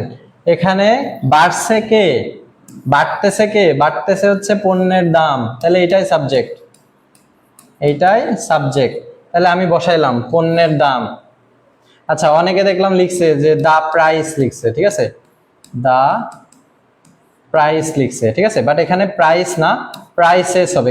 কারণ কি বলেন তো, প্রাইসেস এস হবে, কারণ এক একটা পণ্যের দাম এক এক রকম, তাই না। সো পণ্যের দাম এখানে প্লুরাল, কিন্তু যেমন আপনি যদি আলু কিনতে যান তাহলে আলুর দাম একটা, যদি কলা কিনতে যান কলার দাম আর একটা, ঠিক আছে। সো পণ্যের দাম ভ্যারি করে। সো আমরা এখানে বললাম যে দা প্রাইসেস অফ। এখন আপনি এখানে অনেক রকম জিনিস দিতে পারেন, এখানে প্রোডাক্ট দিতে পারেন, কমোডিটিস দিতে পারেন, ইনভেন্টরিজ দিতে পারেন, গুডস দিতে পারেন, পণ্য। আপনার যেটা খুশি, আপনি যত বেশি ভোকাবুলারি জানবেন তত বেশি এখানে ইউজ করতে পারবেন, ঠিক আছে। সো দ্য প্রাইসেস অফ, আমরা ধরলাম আমরা কমোডিটিস দিলাম, ঠিক আছে, the prices of commodities. Okay, so the prices of commodities, যেহেতু প্রাইসেস আছে প্লুরাল ফর্ম, তাহলে আমরা বললাম দ্য প্রাইসেস অফ কমোডিটিস আর কি বাড়ছে। আর এইবার এই বাড়ার ইংলিশ ইনক্রিজিং, তো খুবই নর্মাল একটা ইংলিশ, তাই না, ইনক্রিজিং। এখানে আপনি সোয়ার আপ দিতে পারেন, সোয়ারিং আপ, ঠিক আছে, অথবা কি দিতে পারেন, বৃদ্ধির আরো ইংলিশ আছে, অ্যাক্রিশন আছে, তারপর হচ্ছে কি স্কাই রকেটিং, আকাশচুম্বী, আমি সবসময় এটা ইউজ করতাম। স্কাই রকেটিং একটা ভালো একটা নিউজ পেপারের ওয়ার্ড। স্কাই রকেটিং মানে বৃদ্ধি পাওয়া। হ্যাঁ, so the prices of commodities are skyrocketing, are skyrocketing. Okay, আকাশচুম্বী হচ্ছে মানে বাড়তেছে। So the prices of commodities are skyrocketing. এইবার আপনি কোশ্চেন করবেন কেন বৃদ্ধি পাচ্ছে? শুল্ক বৃদ্ধির কারণে। তার মানে কি? ডিউ টু, মানে কারণের ইংলিশ কি? Due to, because of, owing to, আরো অনেক আছে কারণের ইংলিশ। ঠিক আছে, এগুলো আপনাকে শিখতে হবে কিন্তু, যে কারণের ইংলিশ কি। So due to, because of, owing to, যে কোনো একটা দিতে পারেন। হ্যাঁ, তাহলে কি কারণে, কিসের কারণে? শুল্ক বৃদ্ধির কারণে। So due to the increase, due to the increase of কি ট্যারিফস,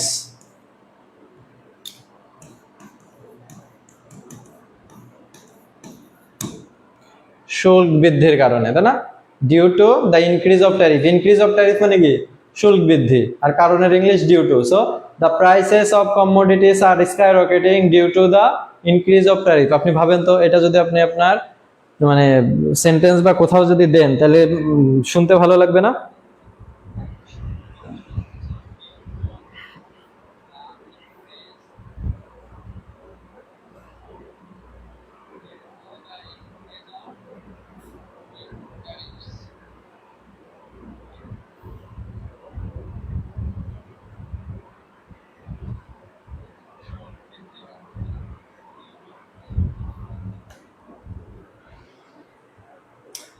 ওকে, সো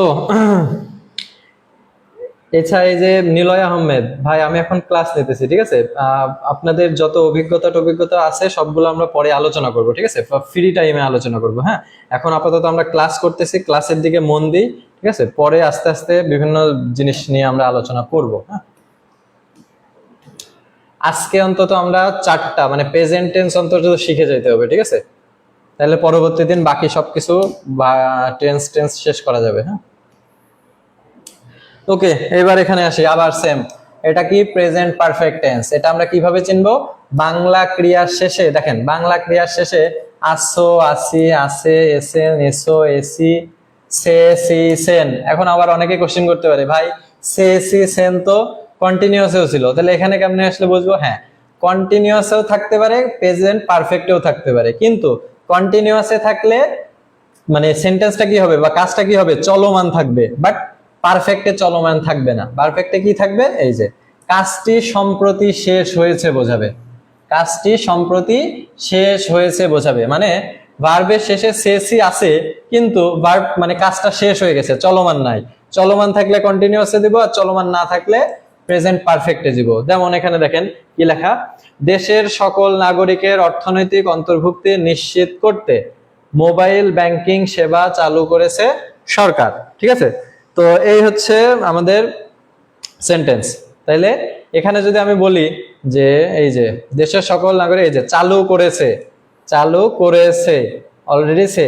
এখন আমি যদি বলতাম চালু করছে, করছে যদি বলতাম, তাইলে এখনো কন্টিনিউয়াস ছিল, কিন্তু এখানে লেখা করেছে, তার মানে কি অলরেডি করে ফেলছে।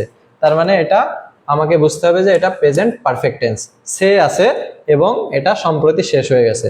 সো এটাকে আমরা কন্টিনিউয়াসে করতে হবে। বোঝা গেছে এটা? তাহলে এটা কি? কাজটি সম্প্রতি শেষ হয়েছে এবং বাংলা ক্রিয়ার শেষে এগুলা থাকবে। ওকে, এর স্ট্রাকচার কি?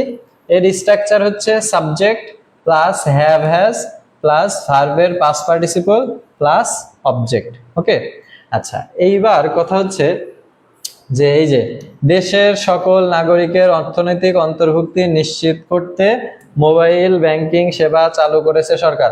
আপনি আমাকে বলেন তো, এই জায়গায় মোট কয়টা ভার্ব?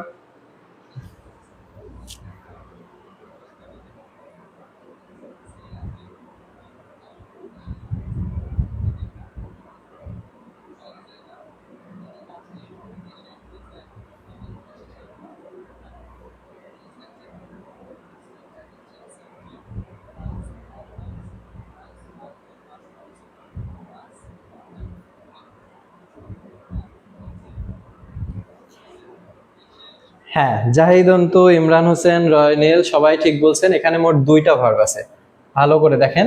এখানে মোট কয়টা ভার্ব? দুইটা ভার্ব। একটা হচ্ছে নিশ্চিত করা, এনশিওর, আর একটা হচ্ছে চালু করা। ওই যে চালু করার ইংলিশ অনেক কিছু বলছিলাম না, ইন্ট্রোডিউস হইতে পারে, কমেন্স হইতে পারে, লঞ্চ হইতে পারে, তাই না? অনেক কিছু হইতে পারে, আমরা কমেন্স লিখলাম। তাহলে এখানে তো দুইটা ভার্ব। এখন আমি কেমনে বুঝবো যে এই ভার্বের পাস্ট পার্টিসিপল আমি কোন ভার্বটা বসাবো? আপনি কি বুঝতে পারতেছেন যে এই যে ভার্বের পাস্ট পার্টিসিপল, আমি এখানে স্ট্রাকচারে বলছি যে subject plus have has plus ভার্বের পাস্ট পার্টিসিপল। এখন এই ভার্বের পাস্ট পার্টিসিপল কোন ভার্বের পাস্ট পার্টিসিপল দেবো? এনশিওরের নাকি কমেন্সের? কোনটা বলেন তো, কোনটা? এটা আমি কিভাবে বুঝবো?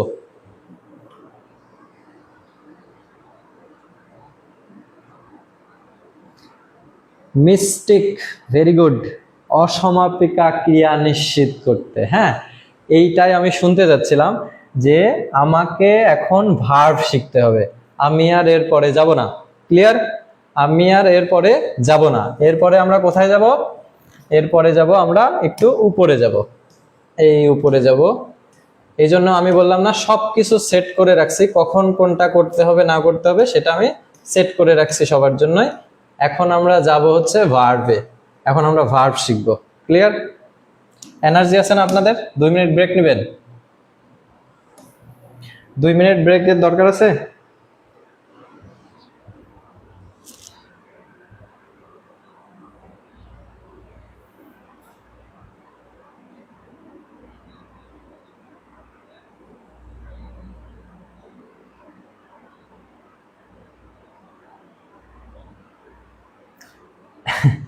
মিস্টেক, আপনি বিপ্লব মিস্টেক দিয়ে রাখছেন কেন? বিপ্লব দিয়ে একটা আইডি খুলতেন। আচ্ছা ঠিক আছে, কোনো রেস্টের দরকার নাই। ওকে ওকে, সো আমরা এখন শিখবো ভার্ব, পরেরটুকু পরে শিখবো, আগে যেটা দরকার সেটা এখন শিখে নিব। ওকে, সো এটা খুবই গুরুত্বপূর্ণ জিনিস। এইটা যদি আপনি বুঝতে পারেন তাহলে বড় বড় দেখেন আস্তে আস্তে কিন্তু বড় বড় ট্রান্সলেশন আসা শুরু করছে। সো বড় বড় ট্রান্সলেশন যদি করতে হয় তাহলে এই যে দেখেন এটাও একটা বড় বড় ট্রান্সলেশন। যদি 2-3 লাইনেরও ট্রান্সলেশন আসে তাহলে আমাকে কোন কোন ট্রান্সলেশন গুলা করতে বা কোন কোন জিনিসগুলো ভালো করে শিখতে হবে এটা যেন আপনি ভালো করে খেয়াল রাখেন। ওকে, সো এখন আমরা শিখবো হচ্ছে ভার্ব। এখন আমরা কি শিখবো? এখন আমরা শিখবো হচ্ছে ভার্ব। ওকে, সো ভার্ব মানে কি, এতটুকু আপনি বুঝতে পারছেন এতটুকু সময়ের ভিতরে। এবার দেখেন আমরা ভার্বকে দুই ভাগে ভাগ করি, একটা হচ্ছে ফাইনাইট ভার্ব আর একটা হচ্ছে নন ফাইনাইট ভার্ব। হ্যাঁ, নন ফাইনাইট ভার্ব নিচে আছে, সো আগে আমরা ফাইনাইট ভার্ব শিখি। এই যে ফাইনাইট ভার্ব, ফাইনাইট ভার্ব মানে কি? সমাপিকা ক্রিয়া। বাংলায় আমরা কি বলি? সমাপিকা ক্রিয়া। তো এই সমাপিকা ক্রিয়াটা কি? যেই ক্রিয়া দ্বারা বাক্য শেষ করা যায়, যেই ক্রিয়া দ্বারা কি বাক্য শেষ করা যায় তাকে আমরা সমাপিকা ক্রিয়া বলি। ওকে, আমরা যে 12টি টেন্সের রুলস করি না, 12টা টেন্সের রুলস আছে না, এই 12টা টেন্সে আমরা প্রত্যেক জায়গায় ইউজ করি না যে সাবজেক্ট প্লাস ভার্বের present form, subject plus am is are plus ভার্বের সাথে আইএনজি যোগ, ভার্বের পাস্ট পার্টিসিপল, তারপর কি ভার্বের পাস্ট ফর্ম, তারপর কি ভার্বের পাস্ট পার্টিসিপল ফর্ম। এই যে 12টা টেন্সে ভার্বের এই ফর্ম, ভার্বের ওই ফর্ম, ভার্বের সাথে আইএনজি যোগ, এই যে ভার্ব, এই ভার্বটা সবসময় ফাইনাইট ভার্ব। ক্লিয়ার? এই ভার্বটা সবসময় কি ভার্ব? Finite verb. সো মনে রাখতে হবে যে আমরা যে 12টা টেন্সে যে ভার্ব ব্যবহার করি সেটা হচ্ছে ফাইনাইট ভার্ব। ওকে, এখন কথা হচ্ছে ফাইনাইট আর নন ফাইনাইট কিভাবে আইডেন্টিফাই করব। দেখেন সমাপিকা ক্রিয়া আমি আগেই বলে দিছি, যেই ক্রিয়া দ্বারা বাক্য শেষ করা যায়। তো আসেন দেখি বাক্য কিভাবে শেষ করা যায় আর বাক্য কিভাবে শেষ করা যায় না। ভালো করে দেখেন, সকল নাগরিকের জন্য অত্যাধুনিক প্রযুক্তি নিশ্চিত করার জন্য সরকার 5G প্রযুক্তি চালু করেছে। ওকে, তাহলে এটা একটা পুরো একটা সেন্টেন্স। তাহলে এই সেন্টেন্সে ভার্ব কয়টা? এই সেন্টেন্সে ভার্ব হচ্ছে একটা নিশ্চিত করা আর একটা চালু করা, তাই না? এই সেন্টেন্সে ভার্ব দুইটা, একটা হচ্ছে নিশ্চিত করা এনশিওর, আর একটা হচ্ছে কমেন্স চালু করা। ওকে, এখন আমি কেমনে বুঝবো যে কোনটা সমাপিকা আর কোনটা অসমাপিকা? হ্যাঁ, এই যে যেটা এইভাবে ধরে রাখবো। কিভাবে ধরে রাখবো বলেন তো?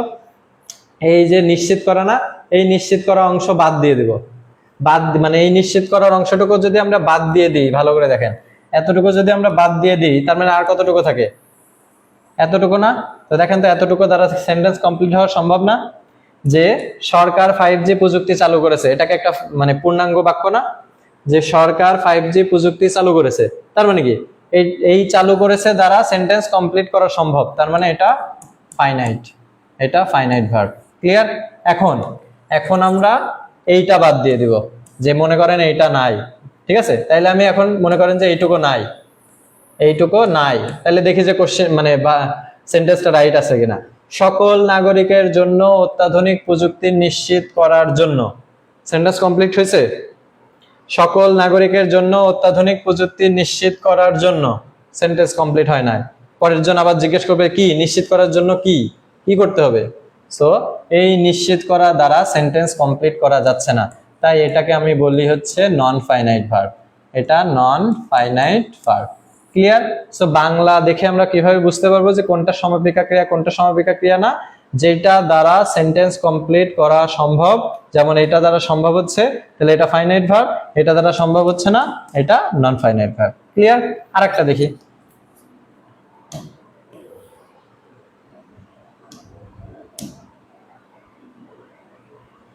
আরেকটা দেখি, এখানে দেখেন এই বাণিজ্য যুদ্ধ সংঘটিত হওয়ার ফলে বিভিন্ন দেশ নতুন জোট গঠনের চেষ্টা করছে। তো ভালো করে দেখেন, আমি যদি এইটুকু বাদ দিয়ে দিই, মানে সংগঠিত হওয়া, এখানে তো সংগঠিত হওয়া একটা ভার্ব, তাই না? Organise, organise. সো আমি যদি এতটুকু বাদ দিয়ে দিই, তাহলে কি থাকবে? বিভিন্ন দেশ নতুন জোট গঠনের চেষ্টা করছে, তার মানে কি এটা একটা পূর্ণাঙ্গ বাক্য, তাহলে এটা হচ্ছে ফাইনাইট ভার্ব। ওকে, এখন যদি আমি এই চেষ্টা করা বাদ দিয়ে দিই, চেষ্টা করা বাদ দিয়ে দিই, তাহলে কি এই বাণিজ্য যুদ্ধ সংগঠিত হওয়ার ফলে বিভিন্ন দেশ নতুন নতুন জোট গঠনের কি কিছুই না, বা নতুন জোট কি, বা এই বাণিজ্য যুদ্ধ সংগঠিত হওয়ার ফলে কি, তারপরে কি? সো এইটা দ্বারা সেন্টেন্স কমপ্লিট করা সম্ভব না, তাহলে এটা হচ্ছে নন ফাইনাইট, এটা নন ফাইনাইট ভার্ব। আপনি কি বুঝতে পারছেন? বাংলা সেন্টেন্স থেকে বোঝা যাবে কোনটা ফাইনাইট আর কোনটা নন ফাইনাইট?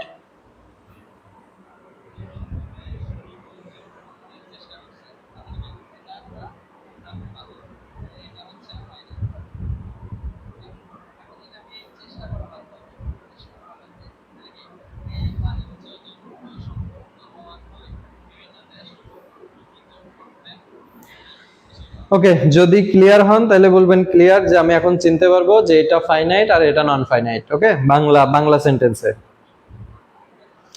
ওকে, বুঝতে পারছেন? আচ্ছা,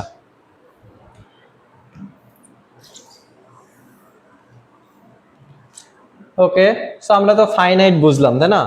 আবার ইংলিশ সেন্টেন্সে ফাইনাইট চেনার উপায় কি? এটা তো বাংলা সেন্টেন্সে আমরা চিনলাম, যে যেটা দ্বারা বাক্য কমপ্লিট হওয়া সম্ভব সেটা ফাইনাইট, আর যেটা দ্বারা সম্ভব না সেটা নন ফাইনাইট। আর ইংলিশে কিভাবে চিনবো? ইংলিশে যে এইভাবে, যে আমরা 12টা টেন্সে যে ভার্বের, যেমন এটা একটু বুঝাই দিই আমি, হ্যাঁ। এখানে আমি কি লিখছি ভালো করে দেখেন, আমরা 12টি টেন্সে যে ভার্ব ব্যবহার করি তা হচ্ছে ফাইনাইট ভার্ব। মনে করেন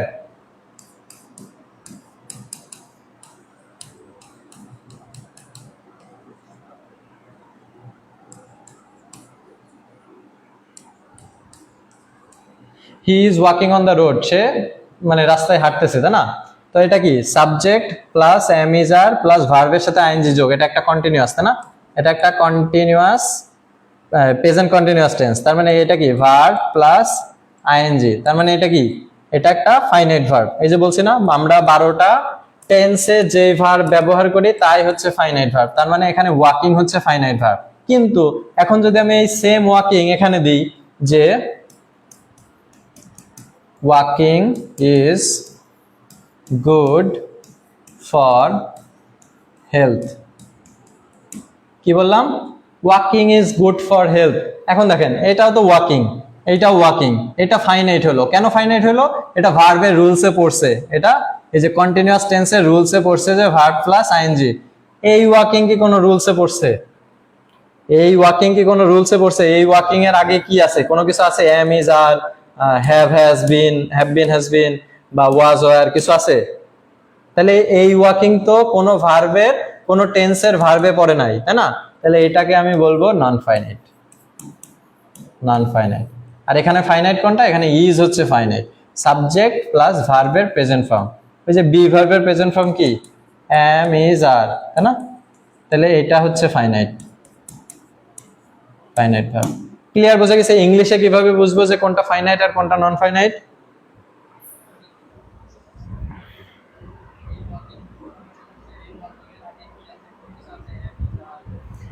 এখন কি বুঝতে পারছেন কোনটা ফাইনাইট কোনটা নন ফাইনাইট?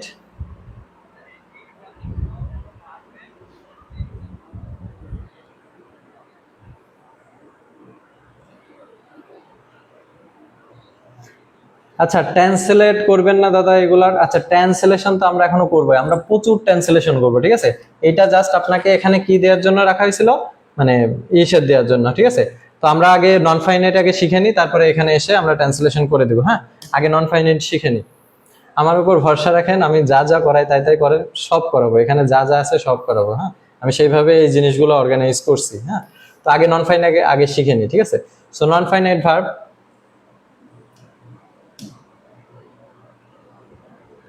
দেখেন নন ফাইনাইট ভার্ব আমি এখানে কি লিখছি, যে নন ফাইনাইট ভার্ব হচ্ছে অসমাপিকা ক্রিয়া 12টা টেন্সের গঠনে হয়ে গেল। এই যে 12টা টেন্সের গঠনে পড়বে না, তার মানে 12টা টেন্সের গঠনে যেই ভার্ব পড়বে না সেটাকে আমি বলতে পারি এটা নন ফাইনাইট ভার্ব। এটা ইংলিশে বোঝার কারণে, ঠিক আছে? আর বাংলায় হচ্ছে যে ক্রিয়া দ্বারা বাক্য শেষ করা যায় না সেটা দ্বারাই আমরা বুঝবো যে সেটা নন ফাইনাইট বা অসমাপিকা ক্রিয়া। আচ্ছা, অসমাপিকা ক্রিয়া বা নন ফাইনাইট ভার্বকে কয়েকটা ভাগে ভাগ করা যায়। এই যে জিরান্ড, participle, perfect participle, perfect present participle আছে, ইনফিনিটিভ আছে, আরো অনেক কিছু আছে। হ্যাঁ, এখন ব্যাপার হচ্ছে এইগুলা নিয়ে কিন্তু অনেকে অনেক রকমের ক্লাস আছে, অনেকের গ্রামার ক্লাস আছে, অনলাইনে অনেক কিছু আছে, ঠিক আছে? বাট আমি এইগুলা নিয়ে খুব বেশি দূর যাব না। খুব বেশি দূর কখন যাব? ওই যে 12টা ক্লাসের পরে, যে আপনাকে ভালো করে শিখাই দিব যে কোনটা কোন জায়গায় কোনটা জিরান্ড হয়, কোনটা পার্টিসিপল হয়। আপাতত আপনার শিখে রাখার জন্য বা আমাদের ট্রান্সলেশনের জন্য যতটুকু দরকার ততটুকু আমি দেখাই রাখছি। দেখেন, জিরান্ড, জিরান্ড আমরা কখন বলি? যখন verb plus ING is equal to noun হবে। কেবল একটা বলছিলাম না, ওই যে walking, walking is good for health, walking is good for health. এই যে ভার্ব প্লাস আইএনজি, যে walk, walk plus ING walking, তাহলে এখানে এটা নাউন হিসেবে কাজ করছে। কেন? এই যে ফাইনাইট ভার্বের সাবজেক্ট হিসেবে নাউন কাজ করে। ক্লিয়ার? তাহলে এটা নাউন হিসেবে এখন ব্যবহার করা হয়েছে, সো এটাকে আমরা বলি জিরান্ড। এগুলো আমরা আরো বিস্তর জানবো 12 ক্লাসের পরে। ওকে, আর পার্টিসিপল আমরা কাকে বলি? পার্টিসিপল হচ্ছে verb plus ING is equal to adjective যদি হয়। মনে করেন যে a rolling stone gathers no moss, মানে কি একটা ঘুরন্ত পাথরে কখনো শ্যাওলা জমে না, ঠিক আছে? সো এ রোলিং স্টোন, কেমন স্টোন? স্টোন মানে পাথর, স্টোন মানে পাথর, আর রোল, রোল মানে হচ্ছে ঘোরা, তাহলে রোলিং হচ্ছে ঘূর্ণায়মান, ঠিক আছে? তাহলে এটাও ভার্ব প্লাস আইএনজি, কিন্তু এখানে এই ভার্ব প্লাস আইএনজি কাকে মডিফাই করতেছে? পাথরকে মডিফাই করতেছে। যে কেমন পাথর? ঘূর্ণায়মান পাথর, মানে পাথরটা ঘুরতেছে, তার মানে একে মডিফাই করতেছে। তার মানে এখানে এটা কি অ্যাডজেক্টিভ হিসেবে ব্যবহার করা হচ্ছে, অ্যাডজেক্টিভ হিসেবে ব্যবহার করা হচ্ছে। সো যেহেতু এটা অ্যাডজেক্টিভ হিসেবে ব্যবহার করা হচ্ছে সেটুকু এটাকে আমরা বলবো হচ্ছে পার্টিসিপল। সো দেখেন কোনটা জিরান্ড কোনটা পার্টিসিপল এত কিছু আমাদের জানার দরকার নাই, আমাদেরকে সেন্টেন্সের গঠনটা যাতে আমরা ভালো করে বুঝতে পারি, ঠিক আছে? এটা রোলিং স্টোন মানে এটা অ্যাডজেক্টিভ, অ্যাডজেক্টিভ জানতে পারলেই হলো। এখানে walking is a good for health, এটা নাউন, এটা নাউন জানতে পারলেই হলো, ঠিক আছে? সো পার্টিসিপল জেরান্ডে হচ্ছে নাউন হিসেবে ব্যবহার করা হবে, পার্টিসিপল হচ্ছে অ্যাডজেক্টিভ হিসেবে ব্যবহার করা হবে। আচ্ছা, আর কি আছে? আর আছে হচ্ছে এই যে পারফেক্ট পার্টিসিপলে কি আছে, এই যে হ্যাভিং প্লাস ভার্বের ভিতরে, এটা একটা রুলস। হ্যাভিং প্লাস ভার্বের পাস্ট পার্টিসিপল যদি হয় তাহলে সেটাকে আমরা বলি হচ্ছে perfect participle. So having done the work I will go home, মানে কাজটি শেষ করে আমি বাড়িতে যাব। সো এই যে হ্যাভিং এর পরে আমরা কি দিই? হ্যাভিং প্লাস ভার্বের পাস্ট পার্টিসিপল, এই যে ডান, ডু, ডিড, ডান। হ্যাঁ, এটা হচ্ছে পারফেক্ট পার্টিসিপলের নিয়ম। আর ইনফিনিটিভ, যেটা সবচেয়ে বেশি গুরুত্বপূর্ণ আমাদের লাগবে ট্রান্সলেশনে, সেটা হচ্ছে ইনফিনিটিভ। ইনফিনিটিভ লাগবে। সো এই ইনফিনিটিভটা কি? ইনফিনিটিভ মানে হচ্ছে টু প্লাস ভার্বের বেস ফর্ম। ভার্বের বেস ফর্ম মনে আছে কোনটা? ওই যে গো, গো, তারপর কি শাইন, শাইন, এটা এগুলো হচ্ছে ভার্বের বেস ফর্ম। তাহলে টু ইট, টু গো, এগুলোর মানে আসলে কেমন দেয়, ইনফিনিটিভের মানে কেমন দেয় দেখেন, তে যুক্ত থাকতে এরকমের মান দেয়, যেমন টু ইট খেতে, টু গো যেতে, তার মানে কি টু নিশ্চিত করতে, নিশ্চিত করতে, টু এনশিওর, বোঝা গেছে এবার? ওই যে সেই টু এনশিওর, নিশ্চিত করতে তে আছে না, তে যুক্ত থাকতে আমরা কি করব, ইনফিনিটিভ করব। সো নিশ্চিত করতে মানে কি টু এনশিওর। বোঝা গেছে? এতটুকু নন ফাইনাইট, এতটুকু জানলেই হবে। ওকে,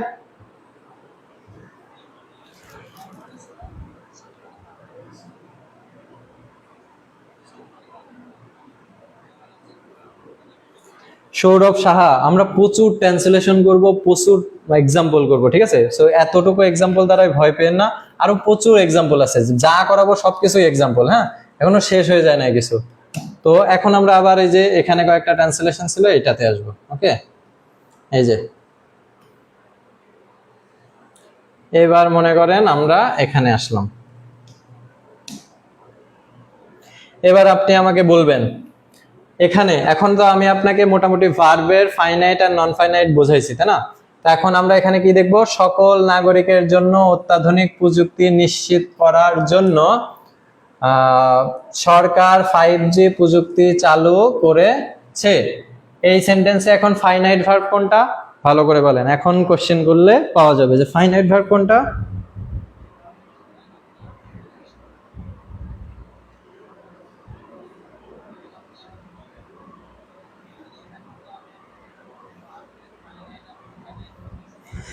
সাদিয়া ফারজানা সুরভি, আজকে লিংক পাইনি দাদা, তাই কেবল জয়েন হলাম। দেখেন আমি এই কয়েকদিন ধরে বলতেছি যে আপনারা টেলিগ্রামে যুক্ত হন, আপনারা টেলিগ্রামে যুক্ত হন। টেলিগ্রামে আমি ক্লাস লিংকটা দিয়ে দিই, এই টেলিগ্রামটাই আপনারা কিন্তু যুক্ত হয়ে নেবেন। হ্যাঁ, নাহলে দেখা যায় যে অনেক সময় ক্লাস খুঁজে পায় না।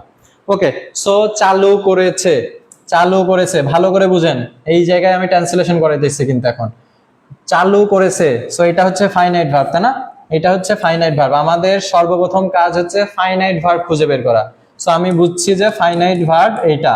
এখন ফাইনাইট ভার্ব ধরে আমি কি করব, টেন্স নির্ণয় করব। এখন বলেন চালু করেছে, এই ছে এটা কোন টেন্স, চালু করেছে কোন টেন্স, দ্রুত বলবেন।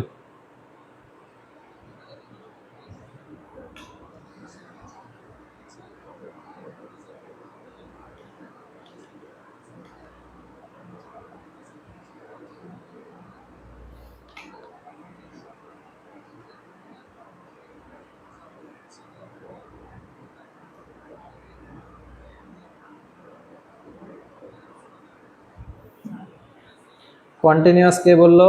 সালমা কাদের। একটু ভালো করে দেখেন, এটা কন্টিনিউয়াস না। কেন না? একটু আগে আমি কিন্তু পড়াইছি, এটা কি চালু, চালু করেছে, চালু করেছে। এই যে করে, করেছে, করেছে মানে কি অলরেডি করে ফেলছে। আর যদি বলতো চালু করছে, চালু করছে, চালু করছে যদি বলতো তার মানে এখনো চলমান। কিন্তু যদি বলে যে চালু করেছে তার মানে অলরেডি চালু করে ফেলছে। তো অলরেডি যেটা চালু করে ফেলছে সেটা মানে কি সম্প্রতি কাজ শেষ হয়ে গেছে, তার মানে এটা হচ্ছে প্রেজেন্ট পারফেক্ট। এটাকে আমি বলবো প্রেজেন্ট পারফেক্ট। ওকে, সো প্রেজেন্ট পারফেক্টের রুলস আমরা এখন ইউজ করব। তো বলেন প্রেজেন্ট পারফেক্টের রুলসে আমরা এখন আসবো সাবজেক্ট, তাই না? এই যে এখানে আমরা রুলস লিখি যে সাবজেক্ট প্লাস, এবার সাবজেক্ট। এখন বলেন কে চালু করেছে, চালু করার কাজটা কে করেছে? অ্যান্সার কি সরকার। এই যে যে সরকার 5G প্রযুক্তি চালু করেছে, তাই না? তাহলে চালু করেছে কে? সরকার। সো সাবজেক্ট হচ্ছে কে? Government. So government. Okay, so government আমি লিখলাম যে গভর্নমেন্ট। এবার এবার কি সাবজেক্টের পরে কি হ্যাভ হ্যাজ, তাই না?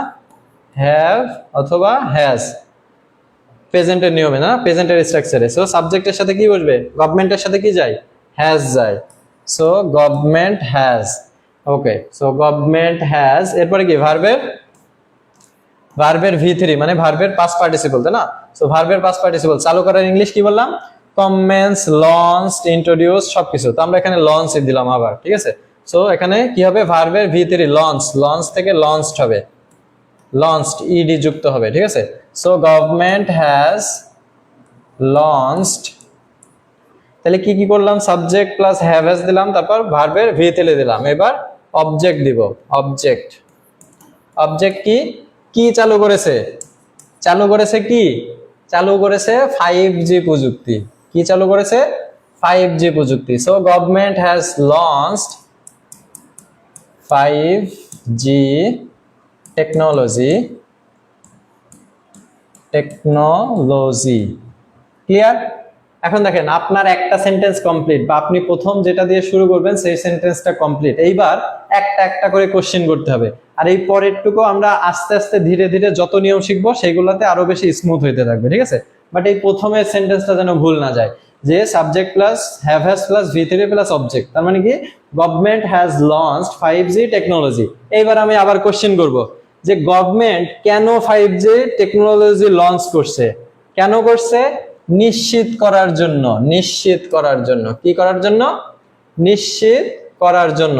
এখন নিশ্চিত করার জন্য আপনি দুই ভাবে লিখতে পারেন, যে ফর এনশিওরিং, ফর এনশিওরিং নিশ্চিত করার জন্য, অথবা লিখতে পারেন টু এনশিওর নিশ্চিত করতে। কি নিশ্চিত করতে বলেন তো, কি নিশ্চিত করতে সরকার 5G প্রযুক্তি চালু করেছে, কি নিশ্চিত করার জন্য, এই যে অত্যাধুনিক প্রযুক্তি নিশ্চিত করার জন্য। কি নিশ্চিত করার জন্য, একটা একটা করে কোশ্চেন করে আগাইতে হবে সামনে, বুঝে গেছে? প্রথম যখন subject plus have has plus ভার্বের V3 প্লাস অবজেক্ট চলে আসবে, তখন আপনাকে একটা একটা করে কোশ্চেন করতে হবে, যে এই কেন দ্বারা তখন কোশ্চেন করবে, যে কেন চালু করেছে এই 5G, নিশ্চিত করার জন্য। তাহলে নিশ্চিত করার ইংলিশ কি, টু এনশিওর নিশ্চিত করতে। তাহলে টু এনশিওর কি নিশ্চিত করতে, এবার আবার কোশ্চেন করেন যে কি নিশ্চিত করবে, অত্যাধুনিক প্রযুক্তি নিশ্চিত করবে। So two ensure ultra modern, নাকি অত্যাধুনিকের ইংলিশ কি, মনে করেন যে আল্ট্রা মডার্ন আমরা দিলাম, হ্যাঁ আপনারা আরো ইংলিশ জেনে দিবেন আর কি, ঠিক আছে? যে অত্যাধুনিক হচ্ছে আল্ট্রা মডার্ন, আল্ট্রা মডার্ন বা এক্সট্রা মডার্ন হইতে পারে, আরো কি কি হইতে পারে, ঠিক আছে? তো আমরা দিলাম আল্ট্রা মডার্ন। হ্যাঁ, so government has launched 5G technology to ensure ultra modern প্রযুক্তি, তাই না? Ultra modern technology, ultra modern technology কাদের জন্য, সকল নাগরিকের জন্য। তাহলে এবার আবার কোশ্চেন করবো কি, কাদের জন্য করছে এটা, সবার, সকল নাগরিকের জন্য। So ultra modern technology for all works of people দিতে পারেন, অল ওয়ার্কস অফ পিপল দিতে পারেন, যে সকল নাগরিকের জন্য, অথবা দিতে পারেন যে ফর অল সিটিজেন্স, ঠিক আছে? For all citizens. এটা আপনি যার ইচ্ছা মতো দিবেন, যে সকল নাগরিকের জন্য এর ইংলিশ কি, for all citizens, for all works of life, for all people of life, যার যেটা ইচ্ছা। তাহলে ইংলিশ কি হবে, যে government has launched 5G technology to ensure ultra modern technology for all citizens, ঠিক আছে? সো মানে যেটা স্টেপ বাই স্টেপ আপনি কোশ্চেন করতে থাকবেন, একটা একটা করে কোশ্চেন আসতে থাকবে। বাট ফাইনাইট ভার্ব আগে খুঁজে বের করে আগে মেইন সেন্টেন্সটা লিখতে হবে, তারপরে আস্তে আস্তে কোশ্চেন করে আগাইতে হবে। ক্লিয়ার কিনা? হ্যাঁ, ওই যে অ্যাডভান্স টেকনোলজি, হাইটেক টেকনোলজি, হ্যাঁ এগুলো আপনি ইউজ করতে পারবেন, ঠিক আছে?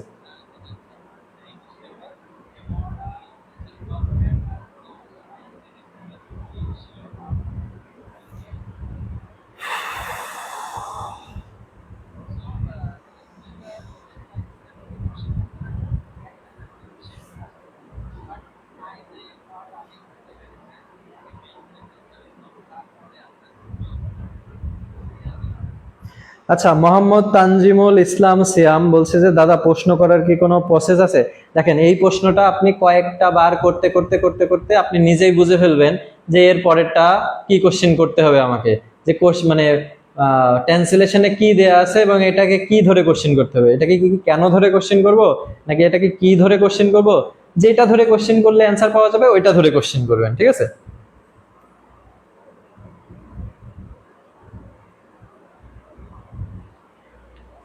এই যে কখন কোশ্চেন করবেন এইটাই আমি বলতেছি। দেখেন, আপনাকে প্রথম এই টেন্সের রুলসটা কভার করতে হবে, ঠিক আছে?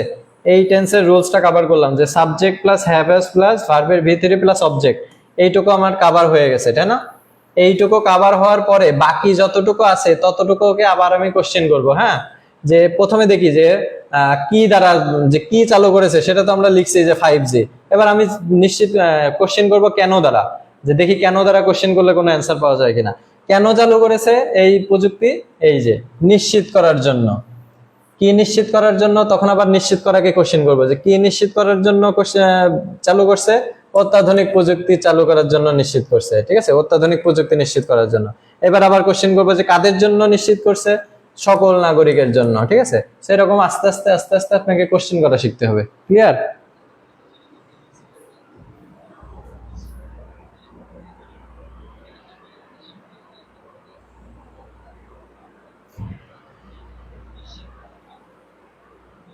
রান মানে পরিচালনা করা বা চালু করা। হ্যাঁ, রান টান দিতে পারেন, বাট আপনি একটু অ্যাডভান্স ভার্ব ইউজ করার ট্রাই করবেন, ঠিক আছে।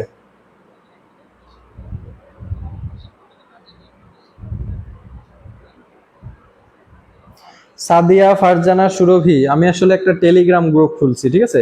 আপনি একটু ট্রাই করবেন টেলিগ্রামে যুক্ত হয়ে নেওয়ার। হ্যাঁ, যদি না পারেন একটু আশেপাশে কারো হেল্প নিয়ে টেলিগ্রাম একটা গ্রুপ খুললেন অন্তত ক্লাসটা করার জন্য, ঠিক আছে।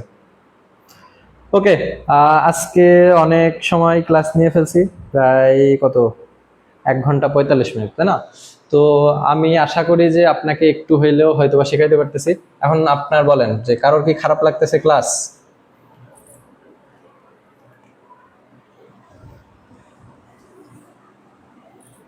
বা কেউ কি বুঝতেছেন না এমন কিছু আছে?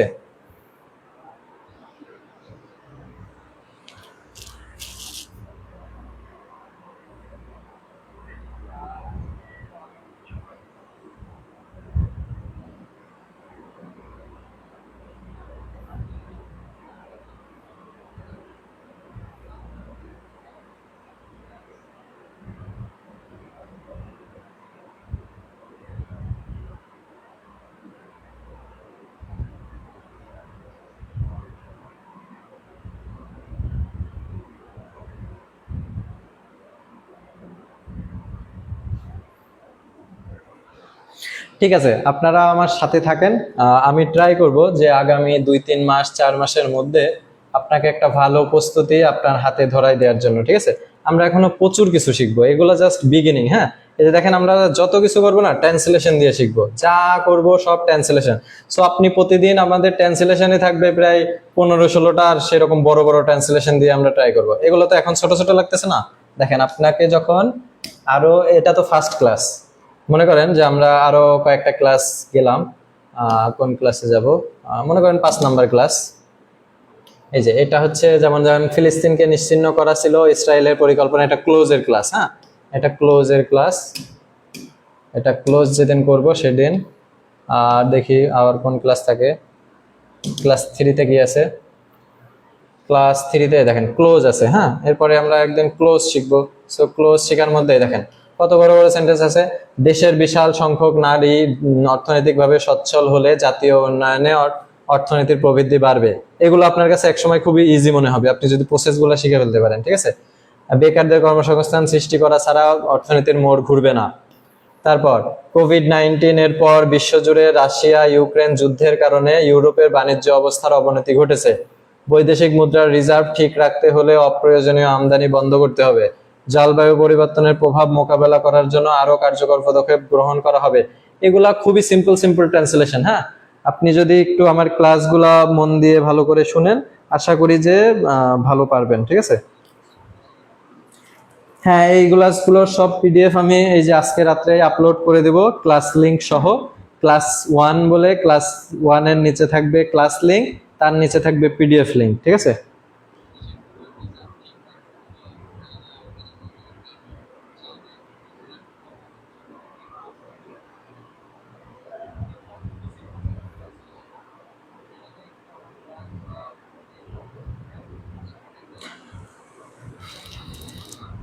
হ্যাঁ, ক্লাস বাই ক্লাস সবকিছুর পিডিএফ সাজানো থাকবে। আর এইগুলা কোথায় পাবেন বলেন তো? পেজে পেজে পাবেন। এবং ওই পেজের ফিচার পোস্টে আমি এটা পিন পোস্ট করে দিব, ঠিক আছে। পিন পোস্ট করে দিলে ওটা করে ফেলবেন। আচ্ছা, ভোকাবুলারি নিয়ে অনেকে জিজ্ঞাসা করছে যে ভাই ভোকাবুলারি থেকে কিভাবে কি করব না করব, ঠিক আছে। সো ভোকাবুলারি আমরা ট্রাই করব যে যদি আপনি শুধু পরীক্ষায় পাশ করার জন্য ভোকাবুলারি শিখতে চান তাইলে আরিফুর রহমান ব্যাংক ভোকাবুলারি, আর যদি ভোকাবুলারি বিভিন্ন কি বলে লেখা টেখা ইউজ করতে চান তাহলে যে স্মার্ট ভোকাবুলারি আছে না, স্মার্ট ভোকাবুলারি 1 অথবা 2, ওই দুইটা দিয়ে দেন, ঠিক আছে।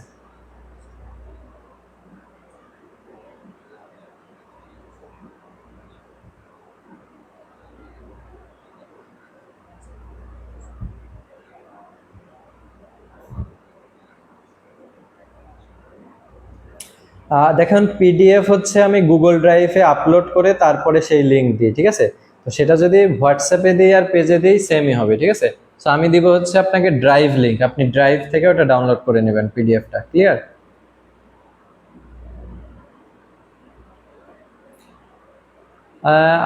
আমার আমার ভোকাবুলারি পড়লেও হবে, কিন্তু আমার ভোকাবুলারি তো প্রচুর, এত ভোকাবুলারি জেনে আপনি তো এগুলা ফ্রি হ্যান্ড রাইটিং এ ইউজ করতে পারবেন না। হ্যাঁ, এই জন্য একটু অ্যাডভান্স এবং সহজ কিছু ভোকাবুলারি শিখবেন যেটা আপনি ট্রান্সলেশনে ইউজ করতে পারবেন। হ্যাঁ,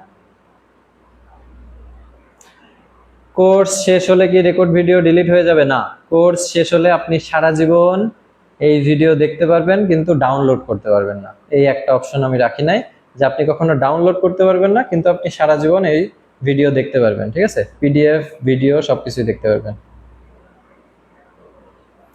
দাদা ইংরেজি থেকে বাংলা ট্রান্সলেশন কি শেখাবেন? হ্যাঁ, এটাও শেখাবো, কিন্তু আস্তে আস্তে আমরা যাই, আগে বাংলা থেকে ইংলিশটা পুরো কভার করি তারপরে দেখাবো।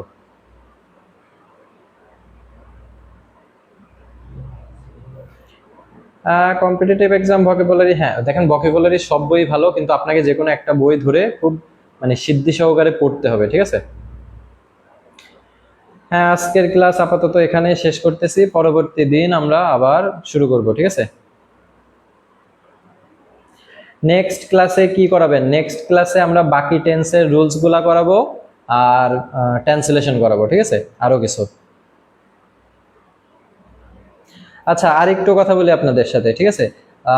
আগামী বৃহস্পতিবার মানে পরশুদিন, হ্যাঁ পরশুদিন হচ্ছে আমার বিসিএস রিটেনের অ্যাকাউন্টিং সাবজেক্টের পরীক্ষা আছে। সো আমি হচ্ছে আগামীকালকে আপনারা যারা যারা ম্যাথে ভর্তি আছেন, ম্যাথের ক্লাসটা হয়তো বা আমি কালকে নিব না, ঠিক আছে, কারণ একটা দিন তো অন্তত আমার পড়াশোনা করা লাগবে। হ্যাঁ, অন্তত দেখি ক্যাটার ফ্যাটার কিছু আসে কিনা।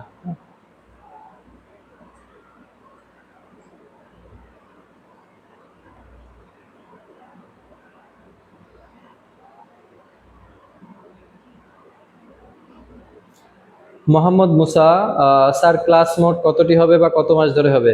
দেখেন এটা আমিও জানি না যে ক্লাস মোড কতটি হবে আর মানে কয় মাস ধরে হবে। যতদিন না আপনাদের ভালো করে শেখাইতে পারছি ততদিন থাকেন, ঠিক আছে।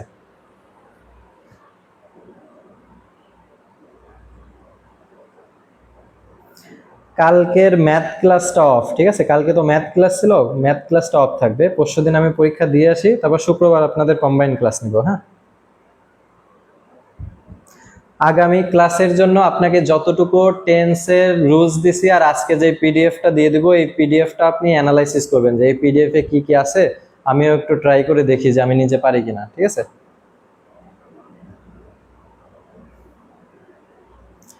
জেসি জনিক রুটিন পেজেও দেওয়া আছে, টেলিগ্রাম গ্রুপেও দেওয়া আছে, সব জায়গায় রুটিন দেওয়া আছে, ঠিক আছে। আর রুটিনটা একটু দেখে নেবেন।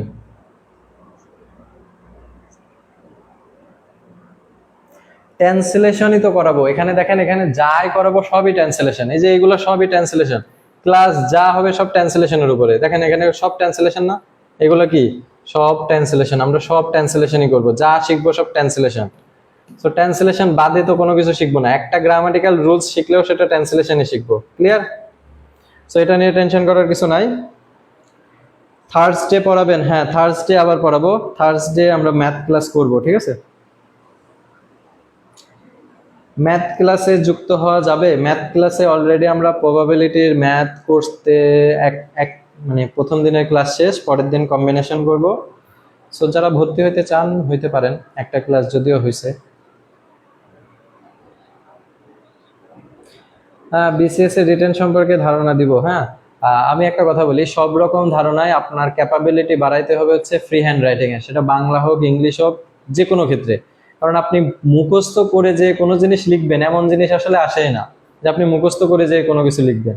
সো আপনার ফ্রি হ্যান্ড রাইটিং যেন ভালো থাকে, হ্যাঁ, সেটা ইংলিশ হোক বাংলা হোক সব কিছুতেই।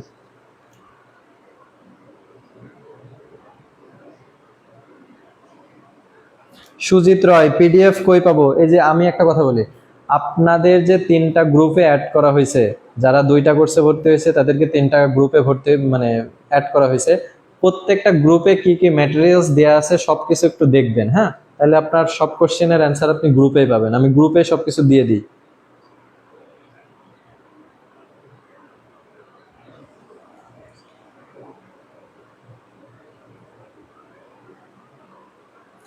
ভাই আমাদেরকে কি ফোকাস রাইটিং এর ধারণা দিবেন? হ্যাঁ, ফোকাস রাইটিং এর ধারণাও দিব, সবকিছু দিব, ঠিক আছে। আপনারা জাস্ট থাকেন, এটা তো ফার্স্ট ক্লাস গেল ইংলিশের, একটু সময় দেন, আস্তে আস্তে শিখবেন, হ্যাঁ। আর আরেকটা কথা, সেটা হচ্ছে কেউ প্রেশারাইজ করবেন না, হ্যাঁ। আর কেউ বলবেন না যে ভাই অমুক পরীক্ষা আছে, এই জিনিসটা করান, অমুক পরীক্ষা আছে এই জিনিসটা করান, আমাকে আমার মতো করাইতে দেন, আমি আশা করি যে আমি আপনাদেরকে ভালোভাবে শেখাইতে পারবো, ঠিক আছে। বাট কেউ কোনো প্রেশারাইজও করেন না, কেউ কোনো পরীক্ষার জন্য তাগাদাও দিয়েন না যে ওই পরীক্ষা আছে সামনে, ভালো করে শেখান, এই করেন সেই করেন, এগুলো করেন না। আমি আপনার ফ্রি হ্যান্ড রাইটিং, আমি আপনার স্কিল বৃদ্ধি করার জন্য যা যা লাগে সবকিছু ট্রাই করতেছি করানোর, হ্যাঁ। তো একটু সময় দিবেন আর কি, হ্যাঁ, কারণ আমি নিজেও একা মানুষ, আর আপনাকে ট্রাই করব সব রকম ভাবে সাপোর্ট দেওয়ার।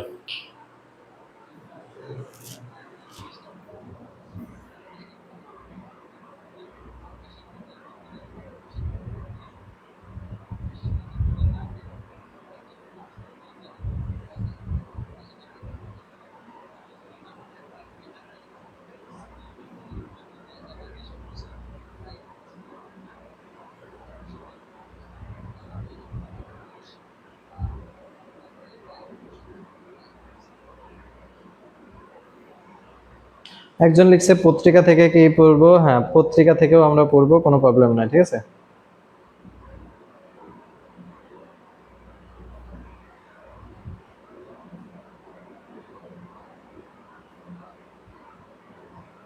হ্যাঁ, থার্সডে ইংলিশ ক্লাস হবে, হ্যাঁ। শুধুমাত্র কালকের দিনে যারা ম্যাথের ক্লাসে ভর্তি আছেন, ম্যাথ ক্লাসটা কালকে হবে না, হ্যাঁ, এটা আমি গ্রুপে জানাই দিব, ঠিক আছে। সো আজকের মতো আমরা এখানেই রাখতেছি, ঠিক আছে, টাটা। আর আপনাদেরকে এই পিডিএফ দিয়ে দিব, আপনারা একটু অ্যানালাইসিস করে যা যা শেখাইলাম সেগুলো একটু প্র্যাকটিস করবেন, হ্যাঁ। আরো ট্রান্সলেশন আছে এখানে।